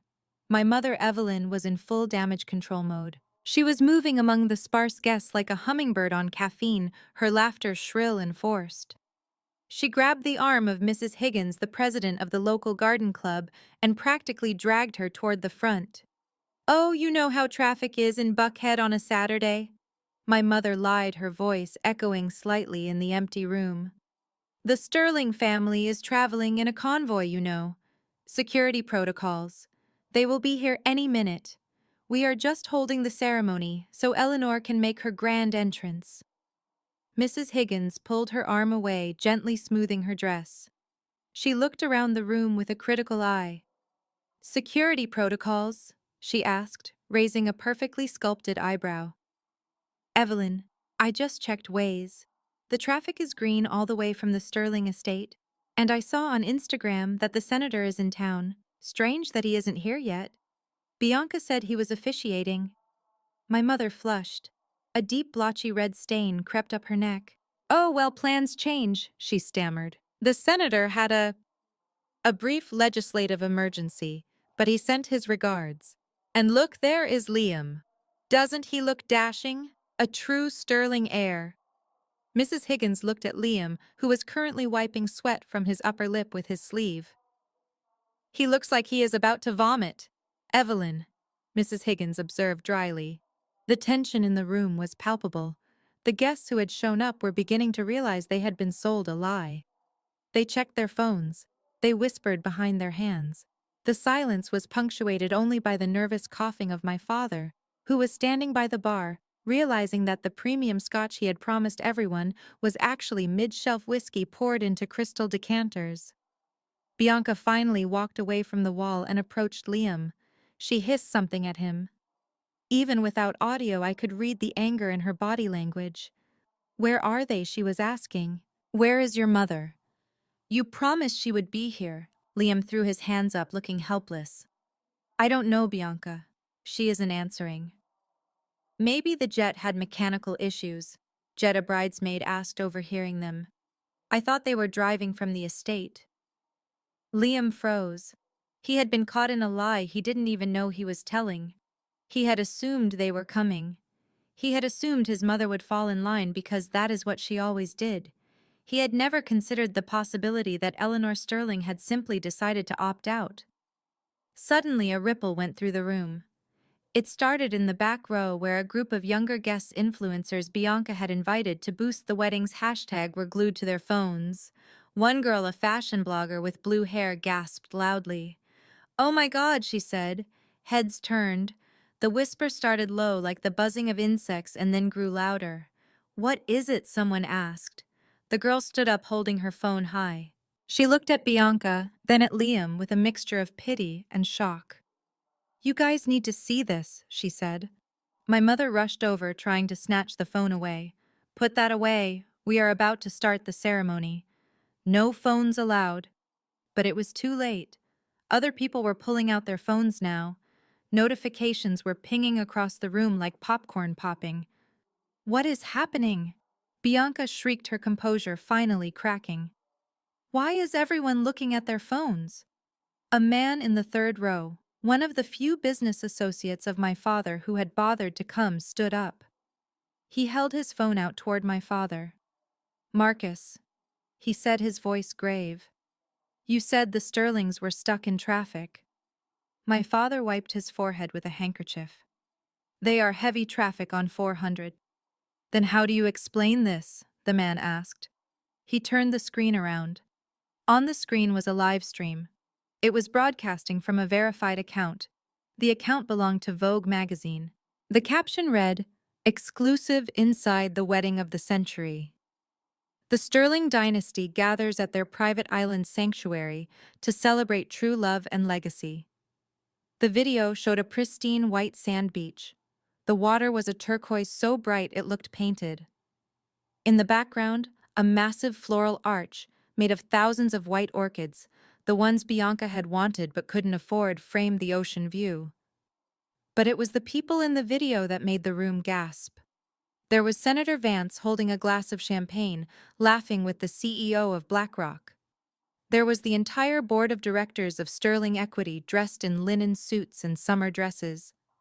And there, sitting front and center in a gold chair looking regal and terrifyingly elegant, was Eleanor Sterling. She was not stuck in traffic. She was not on a broken jet. She was sipping iced tea on an island 300 miles away. My mother stared at the screen, her mouth opening and closing like a fish out of water. That must be old footage," she stammered, her voice trembling. "That is from last year's retreat. It has to be." The fashion blogger shook her head. "No, Mrs. Davis. Look at the timestamp. It is live. And look at who is sitting next to Eleanor." The camera panned to the right. Sitting next to Eleanor Sterling was a man the world recognized instantly, a Hollywood A-lister who had just won an Oscar, and next to him was the vice president's daughter. "They are all there," the blogger whispered. "Everyone who matters is there." Bianca snatched the phone from the girl's hand.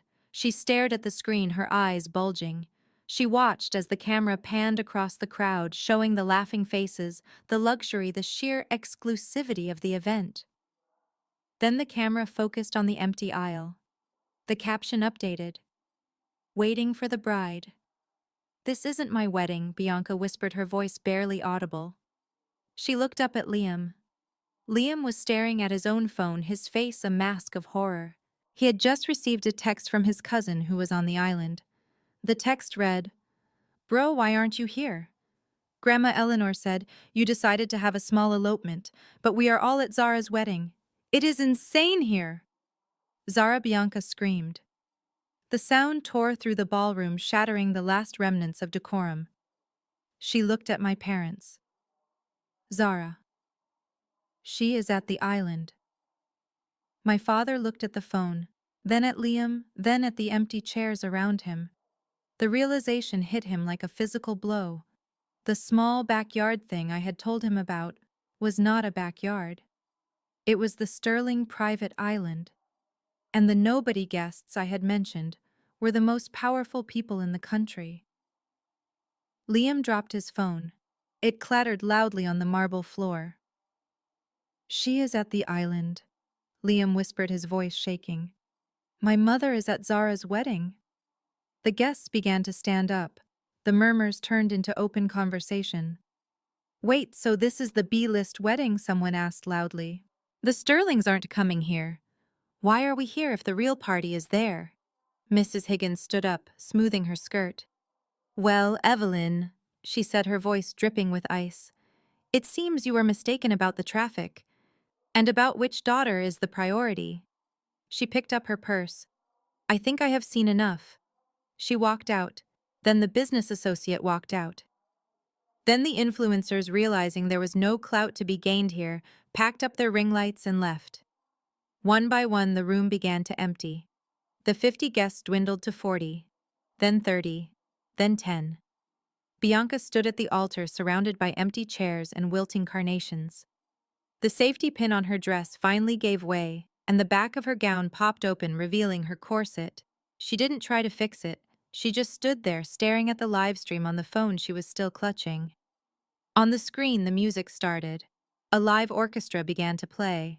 And thousands of feet in the air inside the helicopter that was now descending toward that turquoise water, I adjusted my veil. Dante squeezed my hand. They know, he said. I looked down at the island approaching below us. I could see the tiny dots of people. I could see the flowers. I could see the victory. Let them watch, I said. Back at the St. Regis, the silence was total. Liam looked at Bianca. Bianca looked at Liam. And for the first time they saw each other clearly. No sterling fortune, no perfect image, just two frauds standing in an empty room realizing that while they were playing house, I had been building a kingdom. My mother sank into one of the gold chairs and put her head in her hands. We are at the wrong wedding, she whispered. My father didn't answer. He was already running toward the exit, his phone to his ear, desperately trying to charter a plane, a boat, anything that would get him to the island. He didn't care about Bianca anymore. He didn't care about the humiliation. He only cared about one thing. He needed to be where the money was. But as he ran out the doors, leaving his youngest daughter sobbing at the altar, he didn't know that the island had a strict no-fly zone for uninvited guests, and his name was definitely not on the list. The realization that hit my parents inside the empty ballroom of the St. Regis was not one of shame. It was not a sudden awakening of conscience or a realization that they had neglected the wrong daughter. For people like Marcus and Evelyn Davis, shame was an emotion they had long ago traded for ambition. As they stared at the live stream on the phone, watching the glitterati of the world gathered on a pristine white beach, their minds did not register that this was Zara's wedding. That would require admitting they were wrong. Instead, their brains performed a frantic, desperate, acrobatic feat to preserve their own egos. My father grabbed my mother's arm, his grip tight enough to bruise. Evelyn, he hissed, his eyes wide and manic. Look at the setup. Look at the chairs. This isn't Zara's wedding. My mother blinked, confused. But Marcus, the caption says. Ignore the caption, my father snapped, sweat dripping down his temple. Think about it. Why would Eleanor Sterling, a woman who controls billions, go to Zara's wedding? Zara is a nobody, a freelancer. Eleanor hates incompetence. No, this is a test. A test, my mother whispered, hope flickering in her eyes. Yes, my father continued, his voice rising in excitement. Eleanor is testing our loyalty. She wanted to see if we would commit to the date. But the real party, the VIP reception for the inner circle, is on the island. She didn't invite us formally because she wanted to see if we had the initiative to come. She is waiting for us to crash it. It is a power move. My mother's face transformed. The horror vanished, replaced by a hungry, predatory gleam. You are right. It makes perfect sense. She is checking if we have the drive to be Sterlings. If we stay here in this empty ballroom, we fail. If we get to that island, we prove we belong. They looked at each other, a silent agreement passing between them. The delusion was complete. In their minds, they were not abandoning their youngest daughter. They were seizing a golden opportunity for the family legacy. They turned toward the door. Bianca, who was still standing at the altar clutching her popped dress, saw them moving. Her face crumpled. Mom, Dad, where are you going? She cried out, her voice cracking. The ceremony hasn't finished. Liam is still on the phone. My father didn't even slow down. He walked past her, checking his watch. We have to go, Bianca. There has been a change in venue. What? Bianca stepped off the altar, stumbling in her heels. What do you mean? The real wedding is on the island, my mother said over her shoulder, not making eye contact. Eleanor is waiting for us. We have to make an appearance. It is strictly for the heads of the families. You stay here and wrap things up. Wrap things up, Bianca shrieked. It is my wedding day. You can't leave me. There is nobody here. Liam, who was still trying to reach his cousin, looked up. Wait, are you going to where my mother is? Take me with you. My father pushed Liam back. No, you stay here with your wife. Show some leadership, son. We will go smooth things over with your mother. But, Dad, Bianca grabbed his sleeve. Please, I am scared. Everyone left. My father ripped his arm away. His face was cold, devoid of any paternal warmth. Stop whining, Bianca. This is what being an adult looks like. Sometimes you have to make sacrifices for the greater good. We are going to secure your future. You should be thanking us. With that, they turned their backs on her. They walked out of the double doors of the ballroom, leaving Bianca standing alone in the center of the room, surrounded by empty chairs, wilting flowers, and the echoing silence of her own failure. She collapsed onto the floor, her white dress pooling around her like a surrender flag, sobbing into her hands. But her parents didn't hear her. They were already running down the hallway. Once outside the hotel, the panic set in. My father was barking orders into his phone as they waited for the valet to bring their car.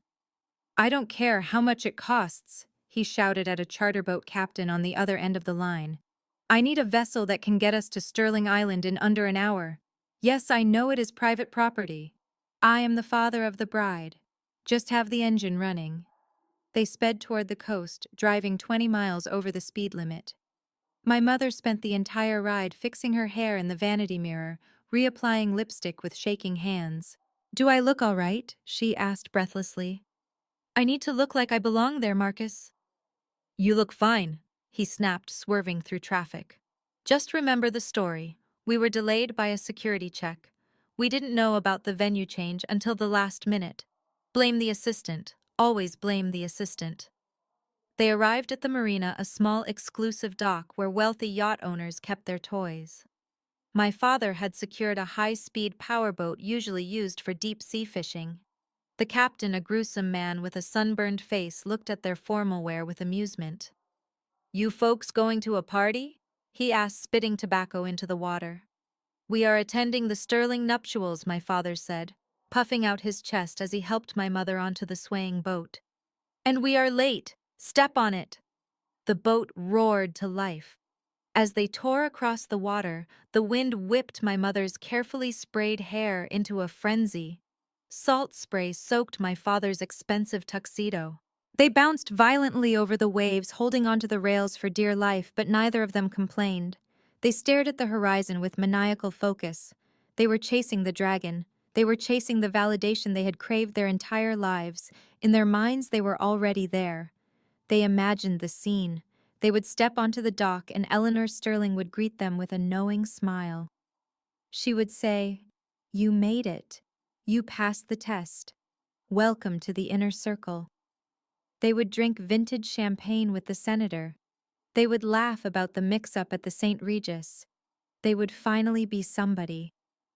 The ride took 45 minutes of bone-jarring speed.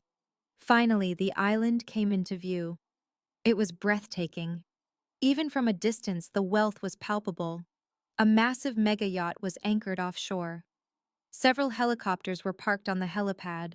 The white tents on the beach fluttered in the breeze, and the faint sound of a live orchestra drifted over the water.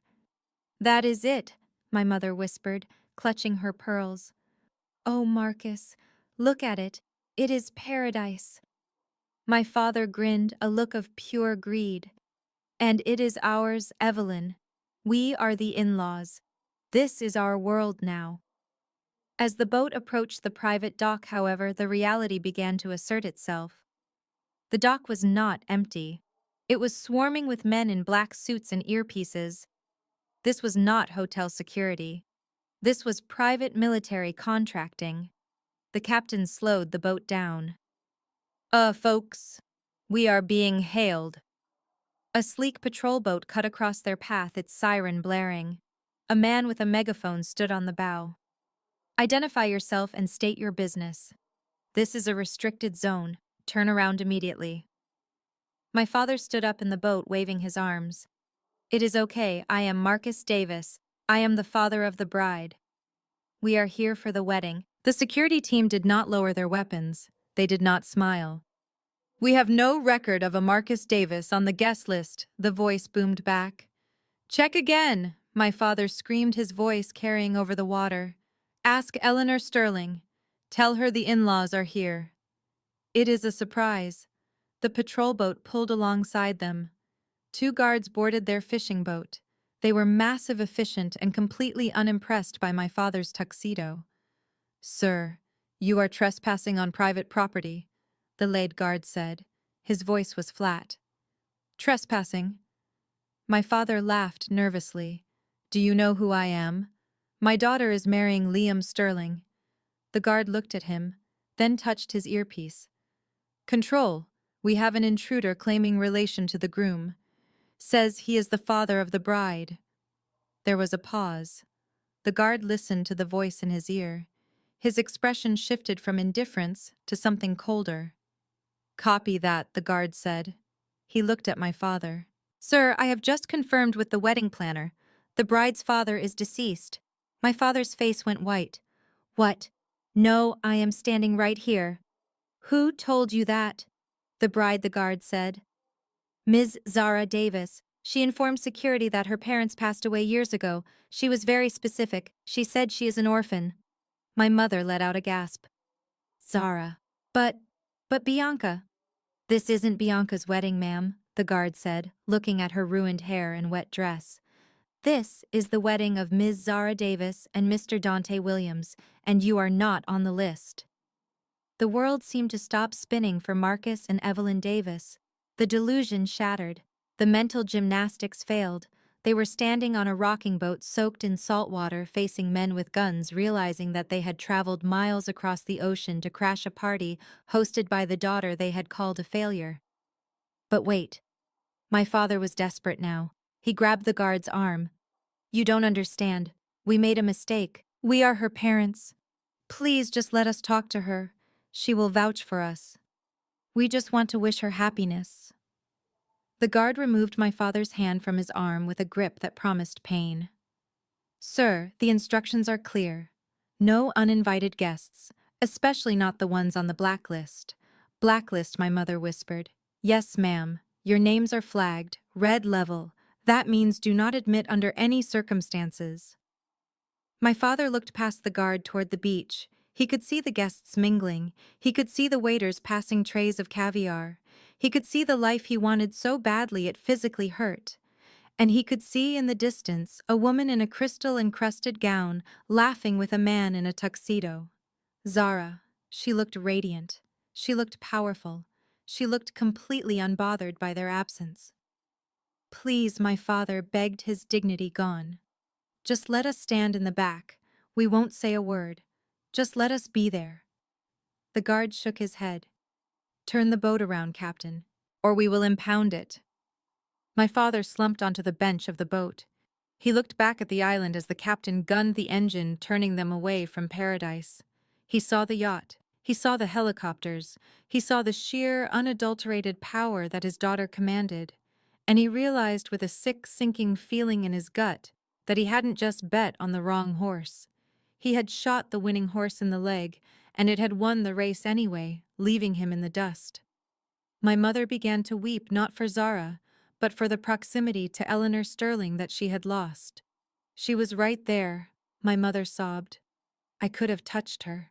My father didn't speak. He just watched the island grow smaller in the distance, a shining jewel that he was locked out of forever. He had chased the illusion of status and found only the reality of his own irrelevance. As they rowed back in silence, the salt spray tasting like tears, The only thing waiting for them on the mainland was a crying daughter in a ripped dress and a bill for a wedding that never happened. They had abandoned one child to chase another, and in the end, they had lost both. My father was a man who prided himself on his dignity, yet there he was scrambling on his hands and knees through a dense thicket of palmetto bushes like a common fugitive. After the security patrol had turned their boat away, he had not accepted defeat. Instead, fueled by a toxic cocktail of desperation and greed, he had bribed the fishing boat captain $5,000 money he certainly did not have after the St. Regis fiasco to drop them off at a jagged, unguarded cove on the north side of the island. My mother followed him, her heels sinking into the soft mud, her designer dress snagged on thorns. She was weeping silently not from the physical pain, but from the terrifying realization that she was currently trespassing on the property of the very people she had spent her life trying to impress. They looked less like the parents of the bride and more like castaways who had washed up after a shipwreck. Just over that ridge, Evelyn, my father hissed, wiping mud from his cheek. I can hear the music. We just need to find a side entrance. Once Eleanor sees us, it will be fine. We will laugh about the misunderstanding. We will tell her we got lost. She will respect our persistence. They truly believed that. They believed that their intrusion would be viewed as charming initiative rather than criminal trespassing.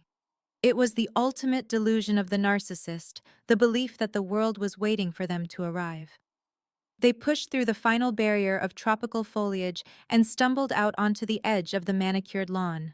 They quickly hid behind a row of oversized ornamental vases, peering out at the scene before them. The breath left my mother's body in a sharp, painful wheeze. It was not just a wedding, it was a summit. The lawn was transformed into a cathedral of nature. Thousands of white orchids cascaded from arches that framed the turquoise ocean. The chairs were gold, the carpet was white velvet, and the air smelled of sea salt and expensive champagne.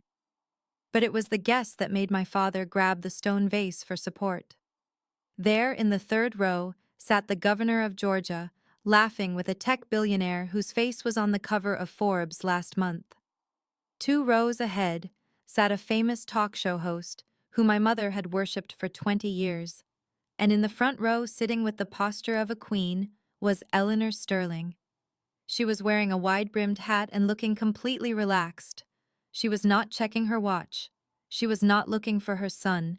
She was smiling. My mother clutched my father's arm, her fingernails digging into his suit jacket. "Marcus," she whispered, her voice trembling. Is that Senator Vance?" My father squinted. "It is. And he is officiating." Senator Vance, the man my father had tried to donate money to for years just to get a handshake, was standing at the altar adjusting his reading glasses. "But wait," my father whispered, confusion clouding his eyes. "Where is Bianca? If this is the real wedding, why isn't Bianca standing there?" Then the music changed. The string quartet, who were positioned on a floating platform in the infinity pool, began to play a soaring cinematic arrangement of a classic jazz standard. The guests stood up.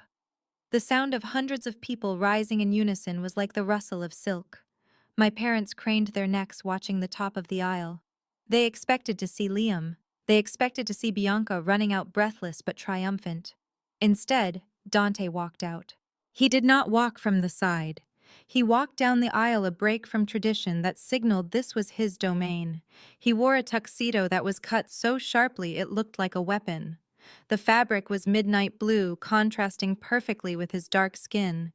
He didn't look like the struggling musician my parents had mocked for 3 years.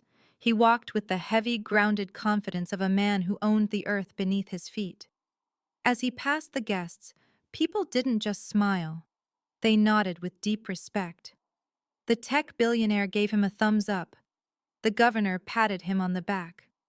My father shook his head, blinking rapidly. Why are they respecting him? He is the help. He must be. He must be providing the entertainment. Then Dante reached the altar. He stood next to Senator Vance. The senator shook his hand warmly, leaning in to whisper something that made Dante laugh. He is the groom, my mother breathed, the reality finally piercing her denial. Marcus, he is the groom. No, my father insisted, his voice rising in panic. That is impossible. He plays trumpet in dive bars. He drives a Honda. This is an elaborate prank. Then the archway at the top of the aisle filled with light. I stepped out. I was not wearing the modest department store dress my mother had suggested I buy. I was wearing $40,000 of Israeli lace and hand-stitched crystals. The dress hugged my curves and flared out at the bottom like a mermaid rising from the foam. My veil was 10 feet long, trailing behind me like smoke. But it wasn't the dress that made my parents gasp. It was the jewelry. Around my neck was the sterling sapphire, a necklace I had seen in magazines, a necklace that had belonged to Eleanor Sterling's grandmother. It was a piece of history, a symbol of the Sterling matriarchy, and it was resting against my skin. I walked down the aisle alone. I didn't need my father to give me away. I had given myself away to the man who actually saw me. As I walked, I locked eyes with Eleanor Sterling. She winked at me. I smiled. My parents watched from behind the vase, their world crumbling into dust. They watched the daughter they had called a failure, the daughter they had hidden in the back of photos, walking through a corridor of power that they could never enter. They saw the way the guests looked at me, not with pity, not with tolerance, but with awe. My father made a noise in the back of his throat, a strangled sound of disbelief. She has the necklace, he choked out. Eleanor gave her the necklace. She gave it to Zara. Not Bianca. Zara. My mother was shaking. She was vibrating with a mix of jealousy and confusion so potent it looked like she was having a seizure. Why, she hissed. Why her? She is difficult. She is stubborn. She is the black sheep. I reached the altar. Dante took my hands. He looked at me with a love so fierce it felt like a physical force. Senator Vance cleared his throat. The microphone carried his voice across the lawn, crisp and clear. Welcome, everyone, to the union of two extraordinary souls. We are gathered here on this beautiful island, generously hosted by the Sterling family, to celebrate the marriage of Zara Davis, the brilliant mind who has saved half the people in this audience from PR disasters. A ripple of laughter went through the crowd. I smiled. And Dante Williams, the silent king of Harlem real estate and the man who keeps jazz alive in this country. My father froze. The silent king of Harlem real estate. The words echoed in his brain. Harlem real estate, brownstones, commercial lots, historic buildings. My father did the math in his head instantly. He realized that the dive bars Dante played in were actually clubs he owned. The buildings above them were his. The investments Dante had mentioned at dinner weren't crypto, they were city blocks. He is rich, my father whispered, his knees giving out. He sank into the mud. He is richer than Liam. He is richer than us. He is richer than everyone we know.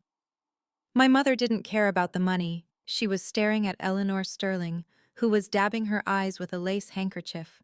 She loves her, my mother whimpered. Eleanor loves Zara. The ceremony proceeded. We exchanged vows. I promised to be Dante's partner in building our empire. He promised to always protect me from the people who couldn't see my worth.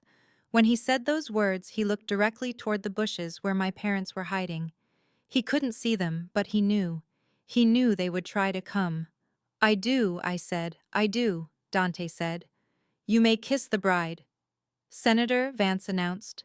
Dante kissed me and the crowd erupted. Rose petals rained down from hidden cannons. The orchestra swelled.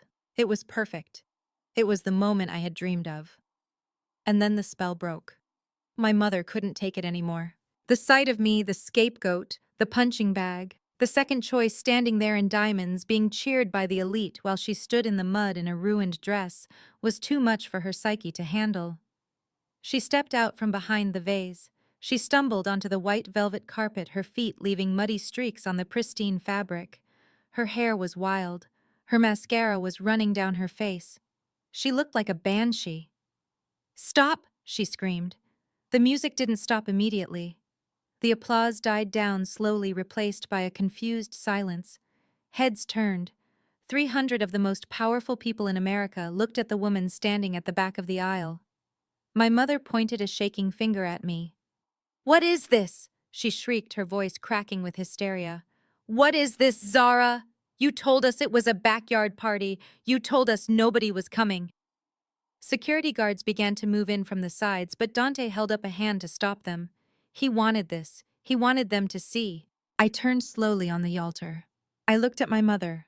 I looked at my father, who was cowering behind her, trying to shrink into his tuxedo. I picked up the microphone from the stand. My voice was calm. It was the voice I used when I was talking a CEO off a ledge. "I didn't tell you nobody was coming." "Mother," I said, my voice amplified across the island. "I said nobody you considered important was coming." I gestured to the crowd, to the senator, to the movie star, to Eleanor. "I guess we have different definitions of important," I said. My mother stood there, her mouth gaping open. She looked at Eleanor Sterling.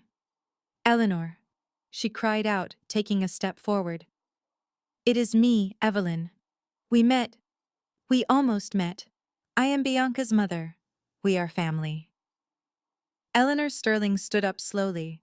She adjusted her hat. She looked at my mother with the same expression one would use to look at a cockroach on a wedding cake. "I have no idea who this woman is," Eleanor said loudly, her voice cutting through the air like a knife. The crowd gasped. A few people chuckled. But, my mother stammered.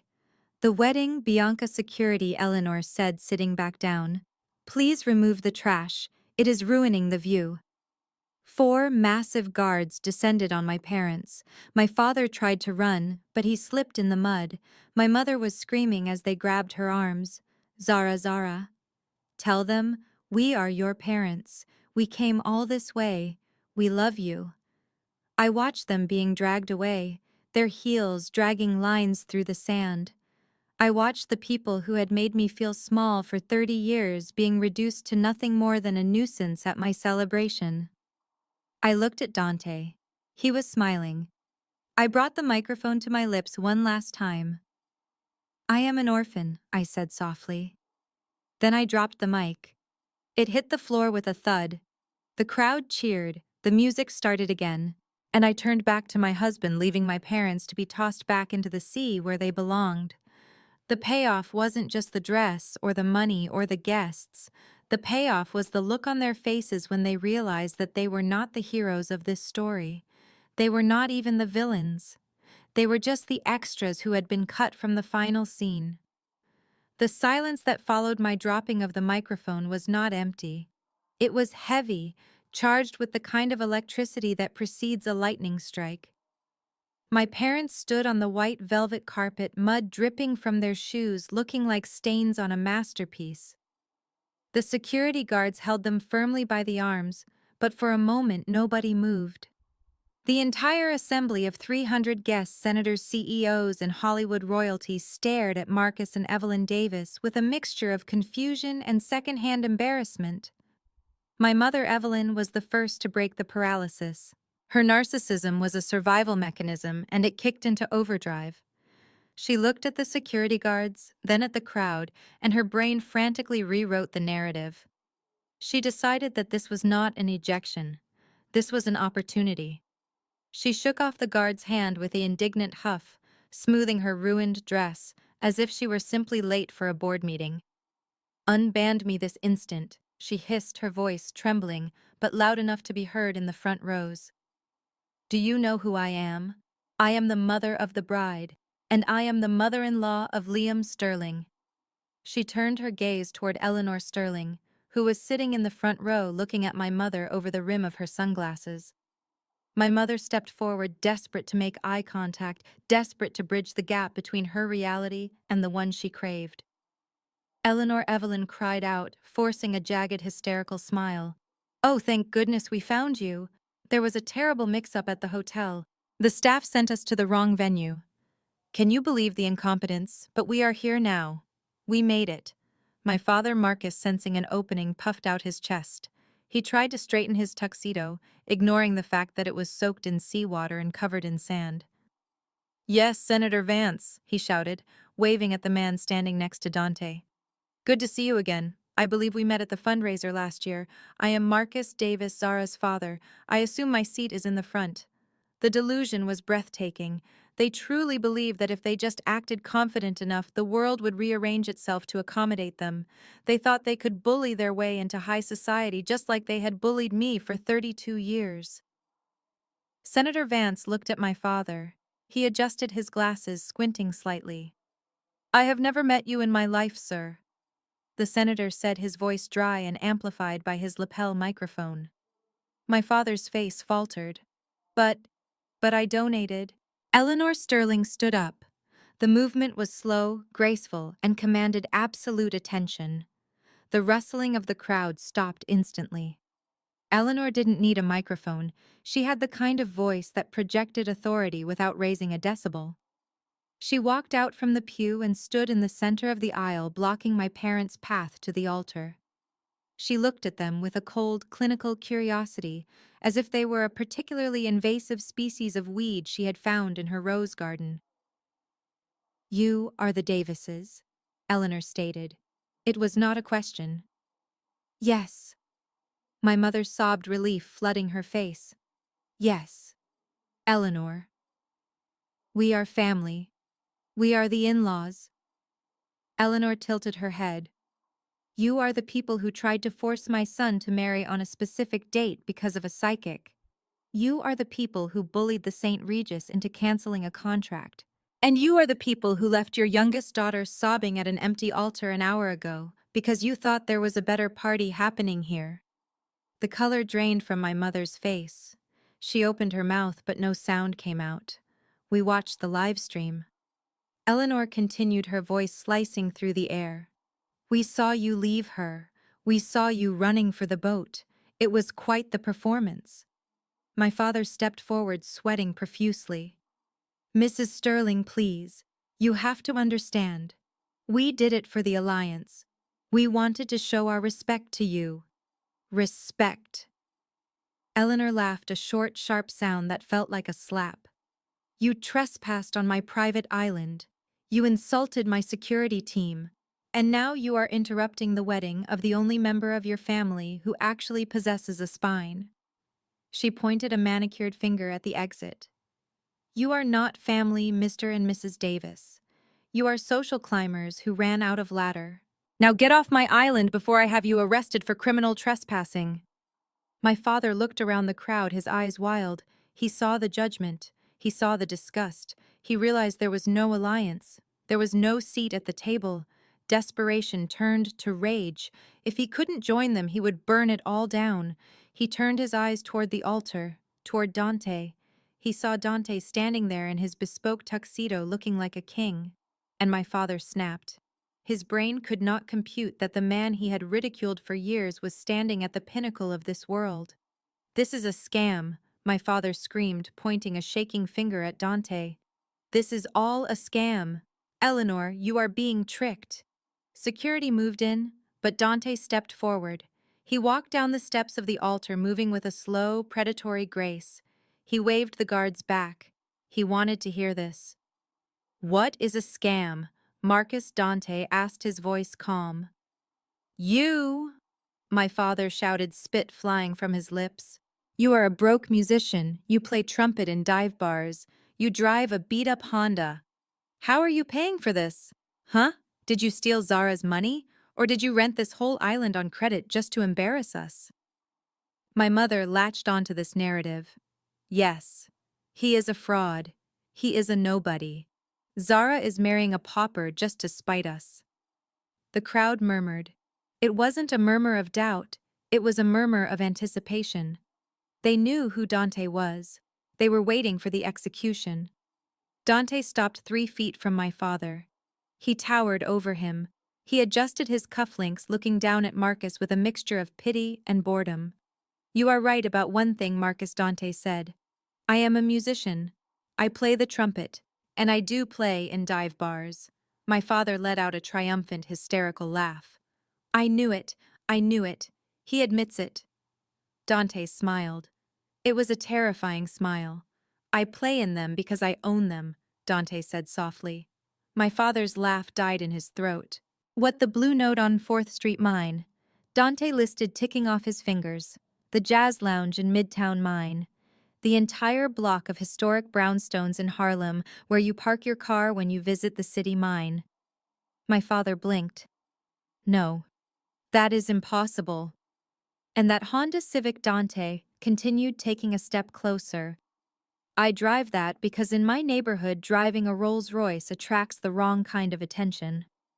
But since we are laying all our cards on the table, Dante reached into his tuxedo pocket.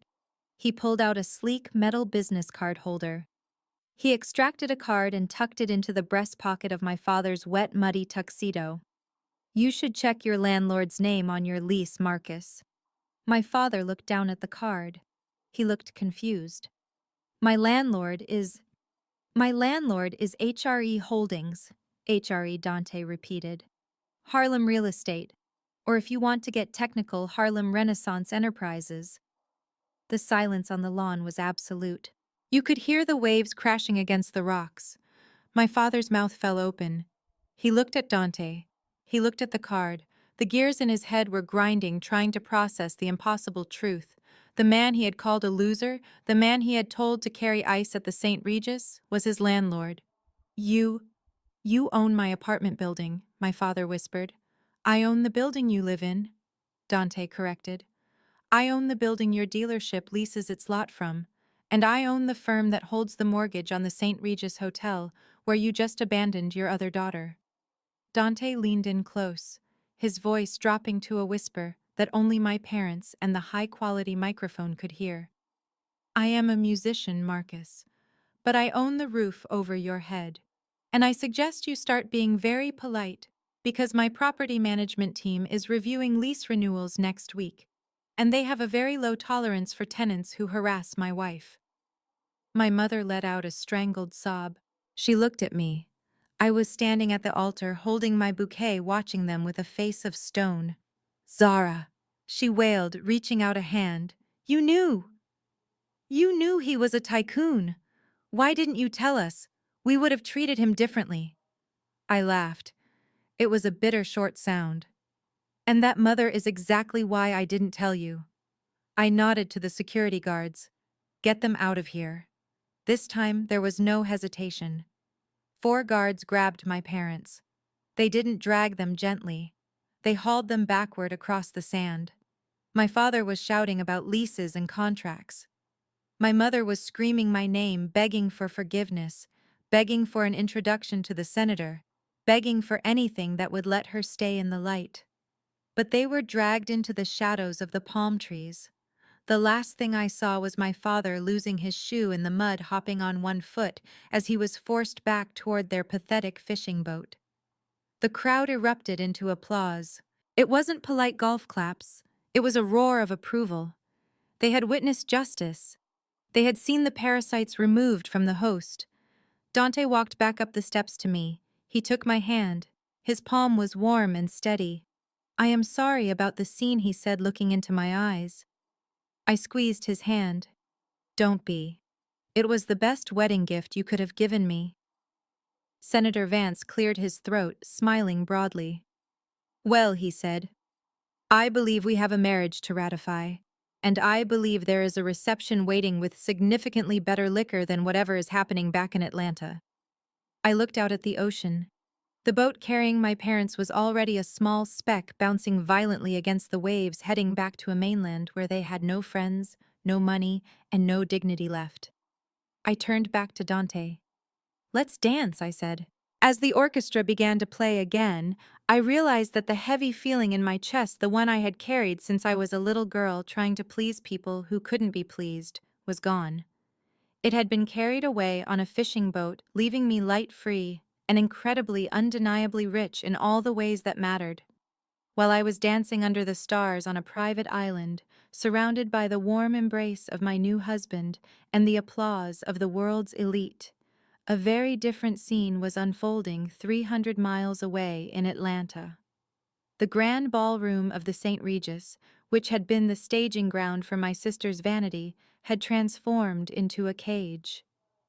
The live stream on Liam's phone had ended, but the image of his mother sitting front row at my wedding was burned into his retinas. For Liam Sterling, a man who had never made a decision without consulting his trust fund manager, first the situation was catastrophic. He stood there holding his phone with a grip so tight his knuckles were white, staring at Bianca. Bianca was trying to salvage the wreckage. She wiped her tears, fixed her corset, which was still popping at the seams, and reached out for him. "Liam," she pleaded, her voice trembling. "It is okay. We can fix this. My parents went to get your mother. They will bring her back. We can just start the reception. The food is already here." Liam looked at her. For the first time in their relationship, the fog of infatuation and the allure of being the hero to a damsel in distress evaporated. He didn't see a prize. He didn't see a beautiful influencer. He saw a liability. He saw a woman whose family had just been publicly humiliated and excommunicated by the very person who controlled his inheritance. He took a step back, recoiling from her touch, as if she were contagious. "Fix this." Liam laughed, a cold, humorless sound that echoed off the high ceilings. "There is no fixing this, Bianca. My mother is not coming back. She is at Zara's wedding. Do you understand what that means?" "It means she is confused," Bianca insisted, desperation creeping into her tone. "Zara manipulated her." "No," Liam snapped. "My mother does not get manipulated. She chooses winners, and she chose Zara." "Which means—" He looked around the empty room, the wilting carnations, the hired staff looking bored and annoyed, the absence of anyone who mattered. "Which means I chose the wrong sister," he finished. The words hung in the air, brutal and absolute. Bianca gasped, placing a hand over her chest. "Liam, you don't mean that. We are married. We just said our vows. Did we?" Liam asked. He looked toward the corner where the officiant, a hired judge, was packing up his briefcase. "We haven't signed the license yet. The witness signature is missing because your father ran out the door before he could sign it." He reached into his jacket pocket and pulled out the marriage license. It was a piece of paper that represented Bianca's entire life plan. Her ticket to the high life. Her validation. Liam crumpled it in his fist. "I am not signing this," he said. Bianca screamed. It was a raw, primal sound of a predator realizing it has become the prey. "No. You can't do this. You love me." "I love the idea of us," Liam said, dropping the crumpled paper onto the floor.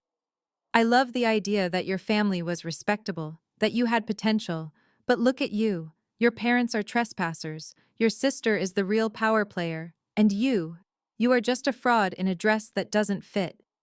He turned to his groomsmen, who were awkwardly shifting their weight by the exit. "Let's go," Liam commanded. Bianca ran after him, grabbing his arm. "You can't leave me here. I have a bill to pay. The hotel. The food. I can't pay for this alone."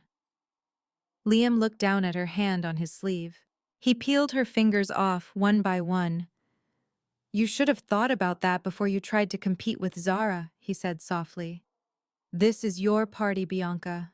You pay for it." He walked out. He didn't look back. His groomsmen followed him like ducklings, leaving Bianca standing alone in the center of the vast, empty ballroom. The heavy double doors swung shut with a finality that shook the floorboards. For a moment there was silence. Then the reality of her situation rushed in. She was alone. She was humiliated.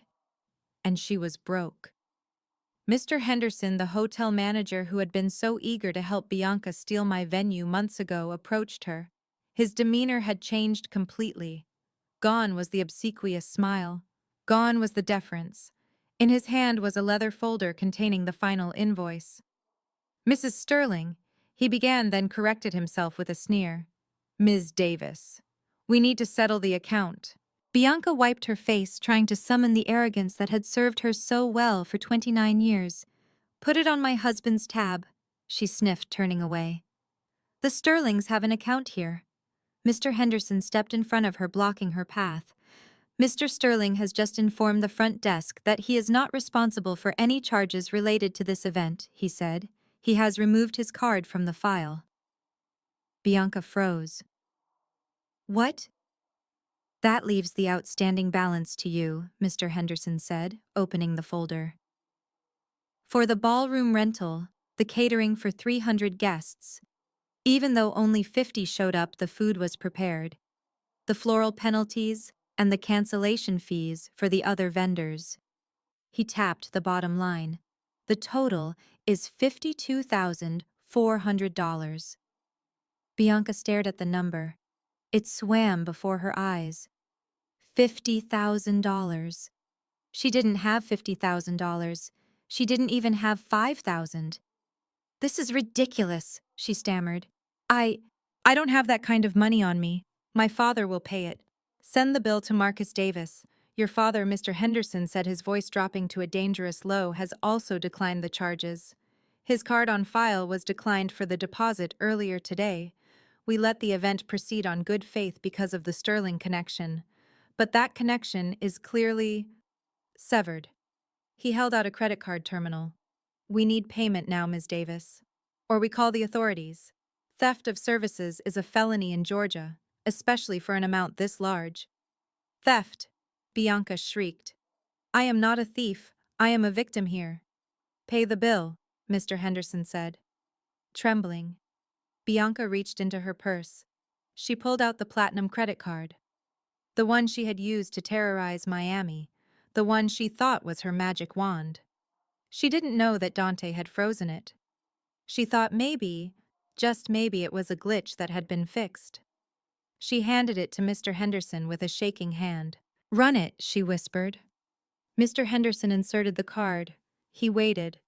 Bianca held her breath, praying to a god she had never believed in. The machine beeped. A harsh, dissonant sound. Declined. Mr. Henderson read. Code 05. Do not honor. Bianca felt the blood drain from her legs. Try it again. It must be a mistake. He tried it again. Beep. Declined. Try this one, she said, pulling out a backup visa. It was maxed out from the dress fittings, but maybe there was a little room. Beep. Declined. Try this one. She pulled out a store credit card. Beep. Declined. Dante had been thorough. He hadn't just frozen the main line. He had used his financial reach to flag her entire credit profile as high risk. Every algorithm in the banking system was currently treating Bianca Davis like a radioactive isotope. Mr. Henderson handed the stack of useless plastic back to her. It seems you are insolvent, Ms. Davis, he said. Please, Bianca begged, tears streaming down her face, ruining the last of her makeup. Just give me a few days. I can get the money, I promise. Mr. Henderson sighed. He signaled to the security guard standing by the door. Lock the doors, he ordered, and call the Atlanta Police Department. Tell them we have a theft in progress. No, Bianca screamed. You can't call the police. Think of my reputation. Your reputation. Mr. Henderson laughed. Ms. Davis, your reputation walked out the door with your fiancé. Now sit down and wait for the officers. Bianca collapsed onto the floor. She sat in the middle of the dance floor, surrounded by round tables laden with cold filet mignon and melting sorbet that no one had eaten. The ice sculpture of two swans intertwining a cheesy addition she had insisted on was dripping water onto the parquet floor, creating a puddle that soaked into the hem of her ruined dress. She looked around the room. This was supposed to be her triumph. This was supposed to be the day she proved she was better than me. Better than the sister with the dark skin and the weird job. Better than the sister who didn't fit in. Now she was a prisoner in her own palace. She fumbled for her phone. Her hands were shaking so badly she dropped it twice. She needed her parents. Her father would know what to do. He always fixed it. He would scream at the manager, threaten to sue, throw his weight around until they let her go. She dialed her father's number. It rang and rang and rang. Pick up, she sobbed. Daddy, please pick up. The call went to voicemail. You have reached Marcus Davis. I am currently unavailable closing a major deal. She hung up and dialed her mother. Ring, ring, ring, voicemail. She didn't know that at that exact moment, her parents were being escorted off a fishing boat by the Coast Guard, having been reported for maritime trespassing by the Sterling security team. Their phones were confiscated, and they were currently trying to explain why they had tried to invade a private island. Bianca dialed again, and again. She was alone. Truly, completely alone. The silence of the ballroom was broken only by her own jagged breathing and the distant siren of a police car getting closer. She looked at the plate of food on the table nearest to her. A perfectly cooked steak, cold and gray, a glass of flat champagne. She reached out and grabbed a dinner roll. She hadn't eaten in 2 days to fit into the dress. She took a bite, chewing mechanically, mixing the taste of stale bread with the salt of her tears. She realized then that this was not just a bad day. This was the end of her life as she knew it. The Sterling name was gone. Her parents were gone. Her credit was destroyed. And somewhere miles away, I was laughing. The doors opened. 2 uniformed police officers walked in, led by Mr. Henderson. That is her Mr. Henderson said, pointing a finger at the bride sitting on the floor eating a bread roll. The officers approached her. Ms. Davis, one of them asked, reaching for his handcuffs. Bianca looked up. She didn't fight. She didn't argue. She just held out her wrists. I want my sister, she whispered, a final pathetic admission of defeat. But her sister was busy cutting a wedding cake worth more than Bianca's bail. And for the first time in history, the big sister wasn't coming to save her. The morning after the wedding, while Dante and I were enjoying a sunrise breakfast of acai bowls and Blue Mountain coffee on the terrace of our private villa, the world outside was burning. Or rather, Bianca's world was burning, and she was desperately trying to use the flames to torch my reputation. My phone, which I had finally turned back on, began to vibrate with a relentless intensity. It wasn't texts from family this time, it was notifications from social media. Twitter, Instagram, TikTok. My handle was being tagged in thousands of posts per minute. I opened Instagram. The first thing I saw was a live stream recording that was currently trending #1 in the country.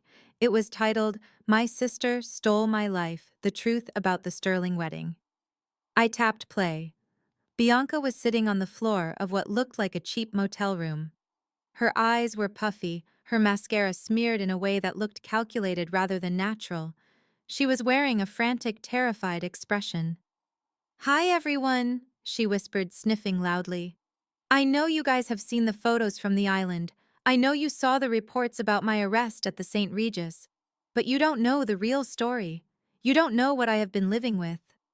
She paused to wipe a tear. My sister Zara has always been jealous of me. Since we were little, she hated that I was the one our parents favored. She hated that I was softer, lighter. She has always held it against me. So when I got engaged to Liam Sterling, she snapped. She couldn't handle it. She seduced a criminal named Dante Williams, who runs a money laundering operation in Harlem, and they used his dirty money to hijack my wedding date. I raised an eyebrow. Money laundering. That was a bold accusation to make against a man who had just been photographed shaking hands with the governor. She sabotaged my venue. Bianca continued, her voice rising in pitch. She hacked my bank account so I couldn't pay my vendors. She threatened my parents. She forced them to go to that island by holding my safety over their heads. And then she had me arrested because I couldn't pay a bill she promised to cover. I am a victim of a targeted hate campaign by my own sister. Please, guys, I need help. I need legal fees. Do not let her win. The comment section on the video was initially sympathetic. People love a damsel in distress, especially one who fits the beauty standard Bianca had spent her life cultivating. OMG, poor girl. Sisters can be so evil. Justice for Bianca. I looked at Dante. He was reading a newspaper, unbothered. She called me a criminal, he noted, turning a page. My lawyers are going to enjoy that defamation suit. I put down my coffee cup. I wasn't going to wait for lawyers. Bianca had made one fatal mistake. She had assumed that because I was private, I was defenseless. She forgot that my entire career was built on managing narratives. I was a crisis manager, and I was about to manage her right out of existence. I opened my laptop. I didn't need a camera. I didn't need tears. I needed receipts. I created a simple post. The caption was short: "The truth has a paper trail." Then I uploaded the carousel. Slide 1 was a screenshot of the original contract with the St. Regis signed by me 14 months ago. The date was clearly visible: October 15th. Next to it was a time-stamped email from Bianca to the hotel manager, sent 6 months later. Subject line: override, Zara Davis booking. The body of the email read, "My fiancé is Liam Sterling. Kick my sister out. She is nobody. She can get married at a courthouse." Slide 2 was a screen recording of the text messages Bianca had sent me during the dress fitting. "Bianca, mom says you have to pay for the Vera Wang. It is 20K. Don't be cheap. You know that white doesn't look good on you anyway. You need something dark to hide your skin. I am doing you a favor by letting you be seen with me." Slide 3 was the invoice from the club in Miami, showing the $5,000 charge on my card, followed by a text from Bianca. "Thanks for the drinks, loser. Go back to the hotel. You are ruining the aesthetic of the group photos."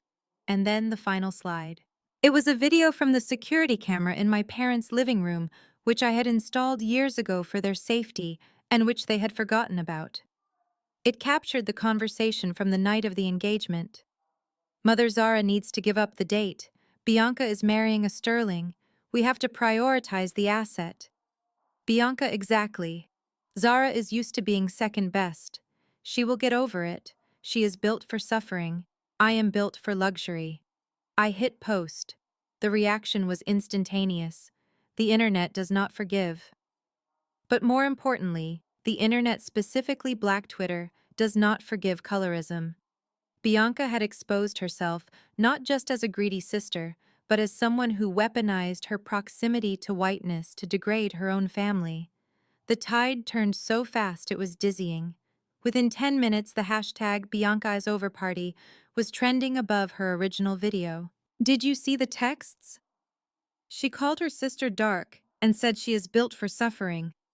Throw the whole girl away. She tried to steal the venue using her husband's name and failed. The embarrassment. She had her sister pay for a $5,000 bar tab and then ditched her. That is not a victim, that is a predator. Then the investigators came out.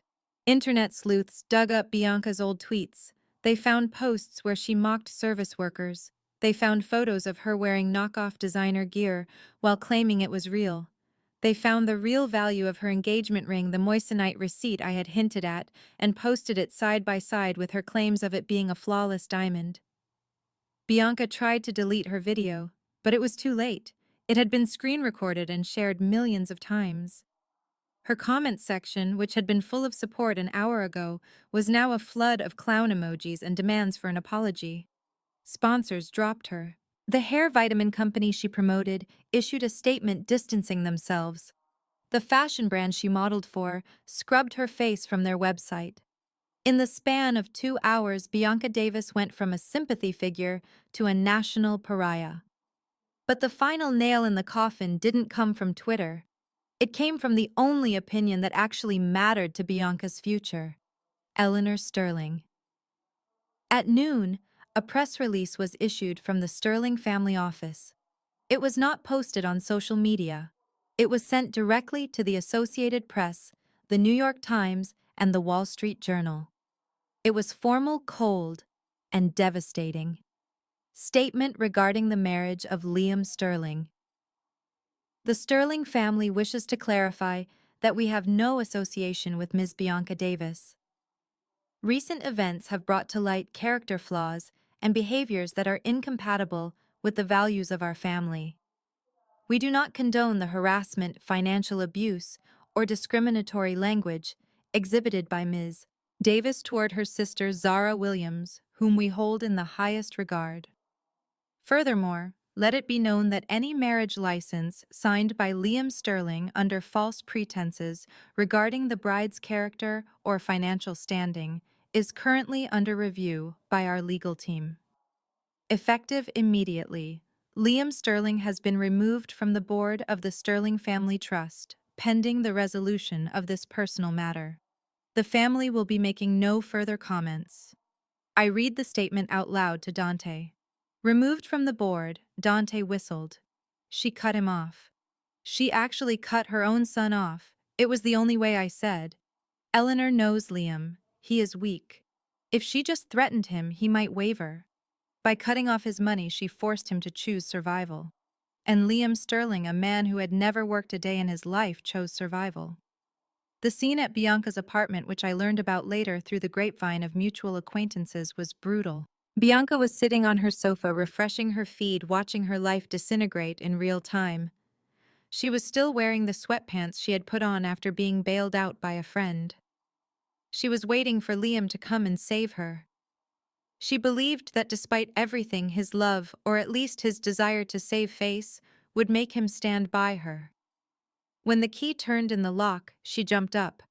Liam, she cried, running to the door.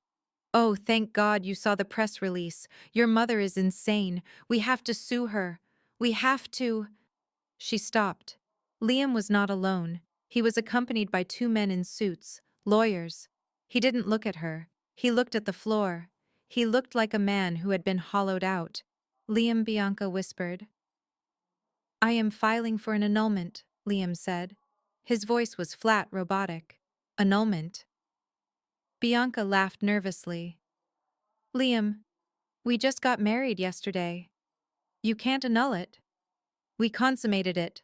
Fraud, one of the lawyers interjected smoothly. In the state of Georgia, a marriage can be annulled if one party was induced to enter it by fraud. You misrepresented your financial standing, you misrepresented your family relations, and you misrepresented your character. Character, Bianca screamed. I am your wife. Not anymore, Liam said. He finally looked at her. His eyes were red, but they were cold. My mother cut me off, Bianca. Do you understand? The trust fund is frozen. The allowance is gone. I have nothing because of you. Because of me, Bianca shouted. I did this for us. I wanted us to be the power couple. You wanted to be famous, Liam yelled back. And now you are. You are the most hated woman in America. I can't be seen with you. I can't be married to you. I have to fix this if I ever want to see a dime of my inheritance again. He gestured to the lawyers. They have the papers. Sign them. If you sign them now, I will give you $10,000 to help you move out. If you fight me, I will sue you for the cost of the wedding reception you ruined, and I will win. Bianca stared at him. $10,000. That was less than the cost of the dress she had destroyed. You are a coward, she spat at him. I am a Sterling, Liam replied, straightening his jacket. Or at least I am trying to be again. He turned and walked out the door, leaving the lawyers to handle the debris. Bianca stood there, the papers in her hand. She looked around the apartment. It was filled with wedding gifts that she would have to return. It was filled with the remnants of a life she had faked until she made it only to realize she had made nothing but a trap for herself. She picked up a pen. She didn't have a choice. She had $50,000 in debt to the St. Regis. She had no job. She had no followers. She had no parents coming to save her. She signed the papers. 24 hours after she thought she had secured the bag, Bianca Davis was single, broke, and homeless. I closed my laptop. The show was over. The internet was already moving on to the next scandal, but the damage was permanent. Dante reached across the table and took my hand. Ready to go snorkeling, he asked. I smiled, taking a deep breath of the ocean air. I am, I said. We walked down to the beach, leaving the phones and the drama behind. As I slipped into the water, I felt a profound sense of lightness. I had spent my whole life being the shadow so Bianca could be the light. But shadows, I realized, are where the real power lies. Shadows are where you build. Shadows are where you wait. And when the time is right, the shadow swallows the light whole. 2 weeks after the wedding that dismantled the Davis family legacy, I sat in my corner office on the 45th floor of the Sovereign Tower in downtown Atlanta. The view from here was different than the view from the ground. Down there, people looked like ants scurrying around, consumed by their petty dramas.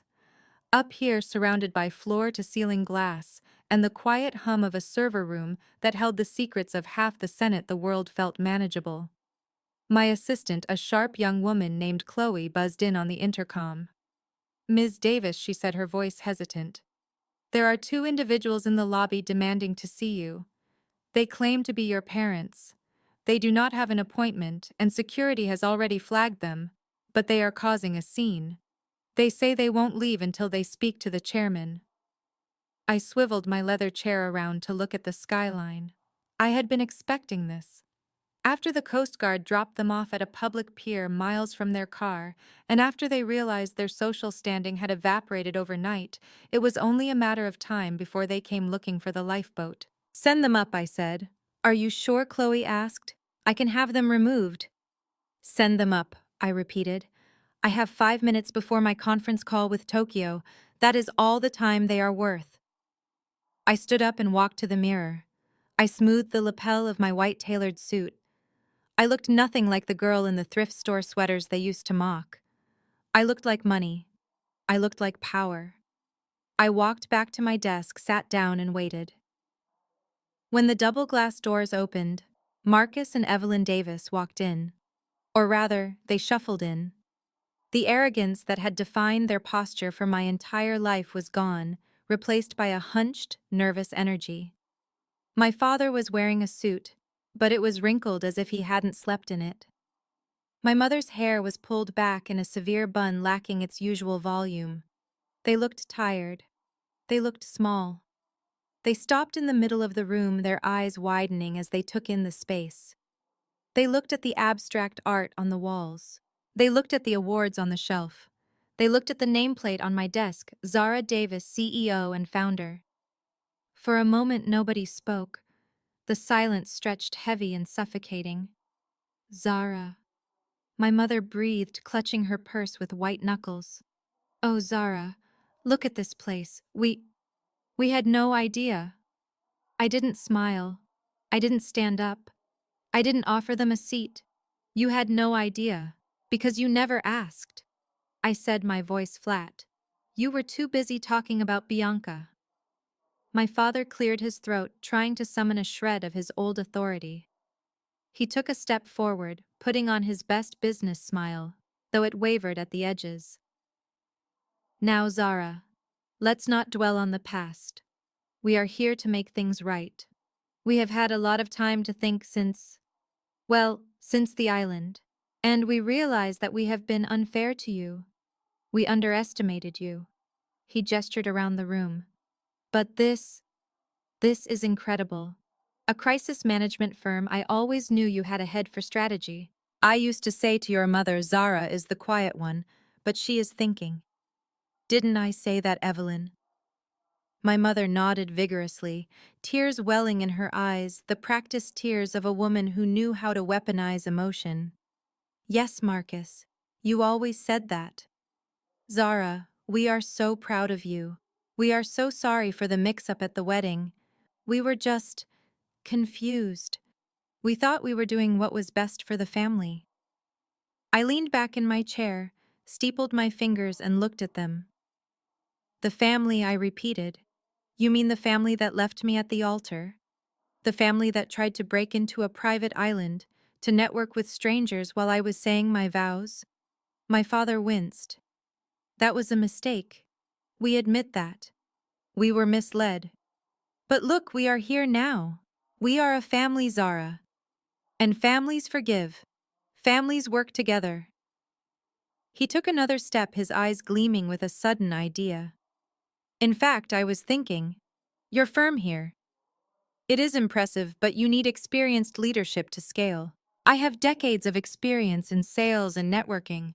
Your mother is excellent at event planning. We could come on board. We could make this a family business. Imagine the headlines, the Davis dynasty. I stared at him. I genuinely couldn't believe what I was hearing. He didn't just want forgiveness, he wanted a job. He wanted to attach himself to the very success he had tried to stifle like a barnacle looking for a new ship after sinking the last one. You want a job, I stated. My father laughed nervously. Well, not a job per se. A partnership. Consultative roles. We are in a bit of a transition period right now. The dealership is, well, the lease renewal with Dante's company didn't go through. We are looking for new opportunities. So Dante evicted you, I said. My father flinched. He chose not to renew. It is a technicality. But the point is, we are free. We are available to help you build this empire. I stood up. The movement was sudden enough that they both took a step back. I walked around the desk and leaned against the front of it, crossing my arms. Let me get this straight, I said, keeping my voice low and dangerous.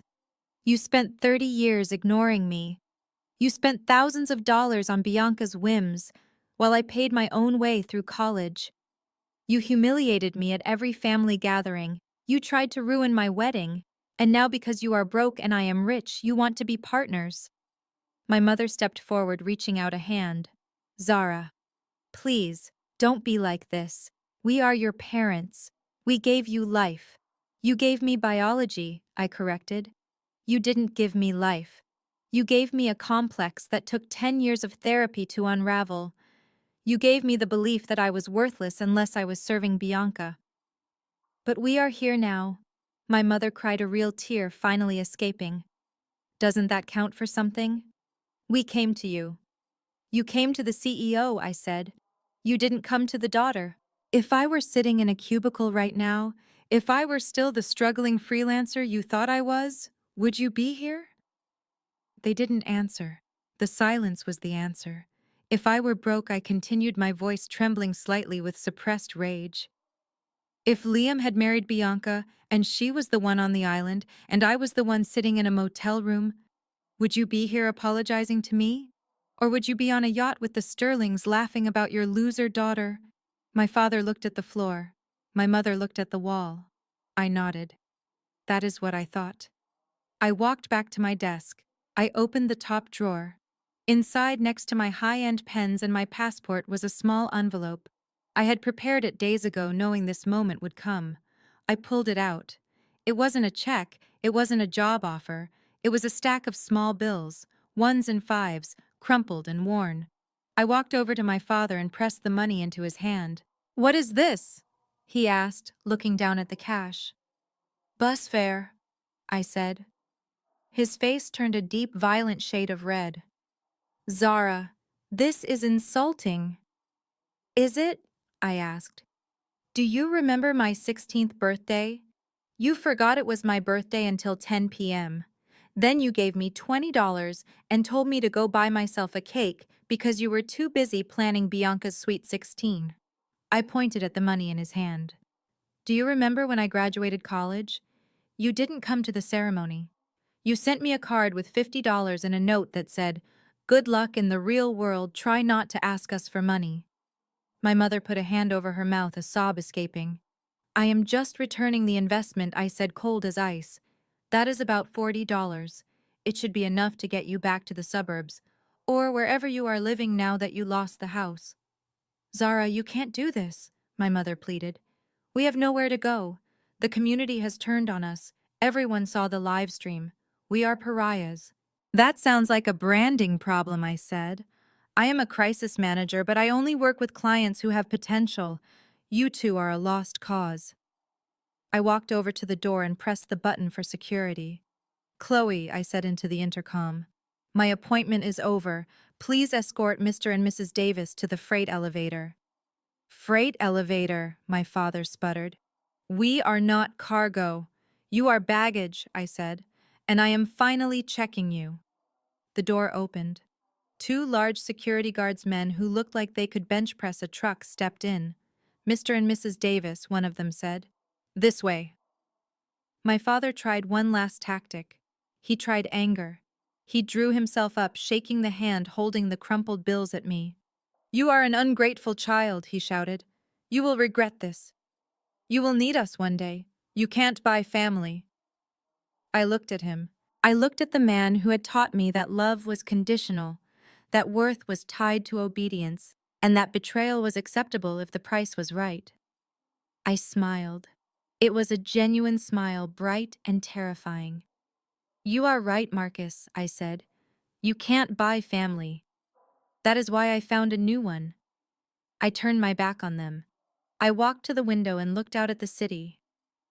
I heard my mother crying. I heard my father sputtering threats.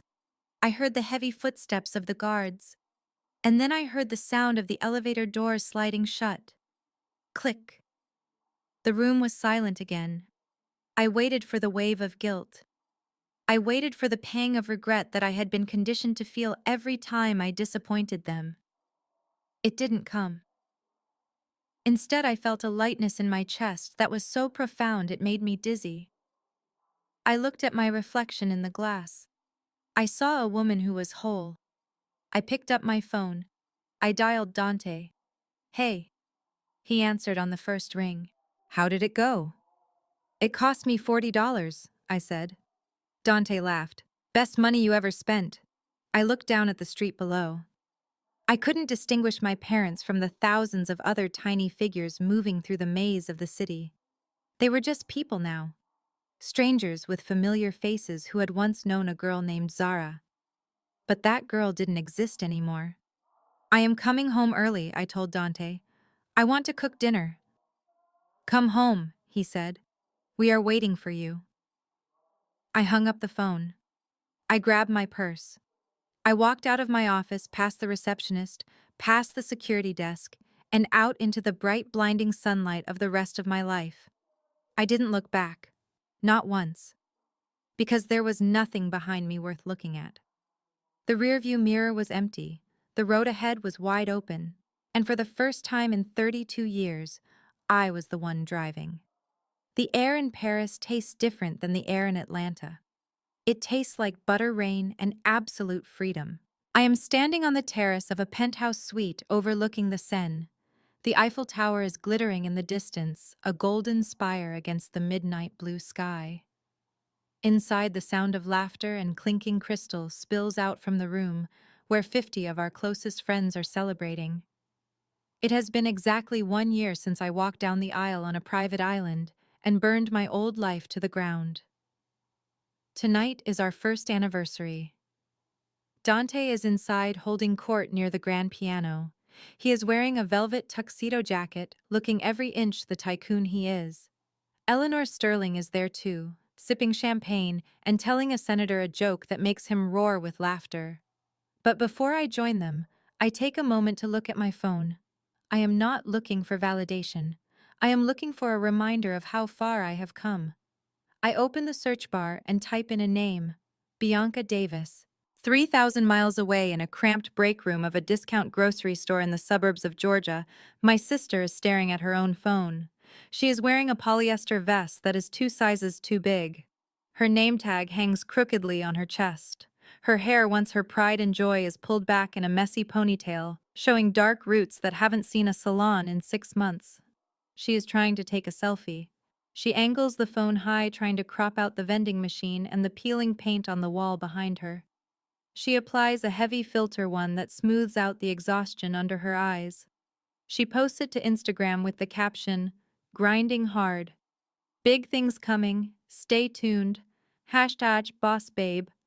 Come back." She refreshes the page. 1 minute passes. 2 minutes. 0 likes. She refreshes again. 1 like. It is from a bot account selling crypto scams. Bianca Davis, once the golden child who thought the world owed her a living, is now a cashier at a budget mart. She spends 8 hours a day scanning frozen peas and generic brand cereal. Beep, beep, beep. The sound haunts her dreams. She lives in a studio apartment above a laundromat. The hallway smells of bleach and old cooking oil. She sleeps on a mattress on the floor because she had to sell her furniture to pay the legal fees from the St. Regis lawsuit. Liam did not pay her a dime. He annulled the marriage, reclaimed the ring, and left her with nothing but her maiden name and a credit score of 400. Her manager, a teenager with acne and a power complex, sticks his head into the break room. Davis, break is over, he barks. Line 3 is backing up, and fix your vest. You look sloppy. Bianca flinches. Yes, sir, she whispers. She puts her phone in her pocket. As she walks back to the register, she imagines that one day a rich man will walk in, see her beauty beneath the fluorescent lights, and save her. But the only men who come in are tired fathers buying diapers and teenagers buying energy drinks. They don't look at her. To them, she is just part of the machinery, invisible. I close her profile. I don't feel joy. I don't feel pity. I feel nothing. It is the indifference of a statue looking down at a bug. I type in 2 more names, Marcus and Evelyn Davis. They don't have social media anymore. They couldn't afford the internet bill, and frankly, the comments section was too brutal for their fragile egos. They are currently sitting in a government-subsidized housing unit on the outskirts of the city. The walls are thin. They can hear their neighbors arguing about money, a conversation that mirrors their own daily reality. My father Marcus sits in a recliner he salvaged from the curb. He is staring at the television watching a rerun of a show he used to watch in his mansion. He sold the house 6 months ago. The proceeds went entirely to paying off the debts from the wedding and the lease penalties Dante's company enforced with ruthless efficiency. My mother Evelyn is in the kitchenette heating up canned soup. She wears a bathrobe that has seen better days. She brings the bowls to the small scratched table. You forgot the napkins, Marcus grumbles, not looking away from the TV. Get them yourself, Evelyn snaps. Her voice is shrill bitter. I am not your maid. If you had been a better negotiator, we wouldn't be in this rat hole. If you hadn't insisted on crashing that island, we would still have some dignity, Marcus shoots back. You and your obsession with Eleanor Sterling, she looked at you like you were garbage, Evelyn. Don't you dare speak her name. Evelyn screams, slamming her spoon down. They eat in silence. The silence is heavy with blame. They have no friends left. The country club revoked their membership when the dues bounced. Their old neighbors stopped inviting them to parties. They are alone in a room full of boxes they haven't unpacked, trapped in a prison of their own making. They still talk about me, though. I know they do. They tell themselves that I am the villain. They tell themselves that I stole their happiness. They cling to that narrative because it is the only thing that keeps them from looking in the mirror and seeing the truth, that they bet on the wrong daughter and they lost everything. I put my phone away. The screen goes black. I turn around and walk back into the party. The warmth of the room hits me instantly. Dante sees me. He excuses himself from the conversation and walks over. He hands me a glass of vintage champagne. Everything okay? He asks, looking at me closely. I smile. Everything is perfect. He leads me to the edge of the balcony. Below us, the Seine flows like a ribbon of black silk. The city of lights is awake and alive. I have a surprise for you, Dante says. He pulls a small envelope from his jacket pocket. It is not jewelry. It is a deed. I bought the building, he says softly. Which building, I ask. The one where your parents are living, he says. The subsidized housing complex. I bought the whole development this morning. I look at him surprised. Are you going to evict them?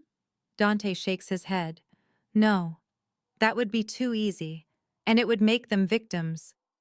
No, I am going to renovate it. I am going to improve the heating. I am going to fix the roof. I am going to make it a decent place to live for all the families there who are struggling.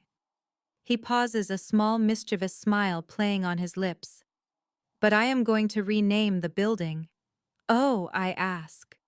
What are you going to call it? The Zara Heights, he says. I laugh.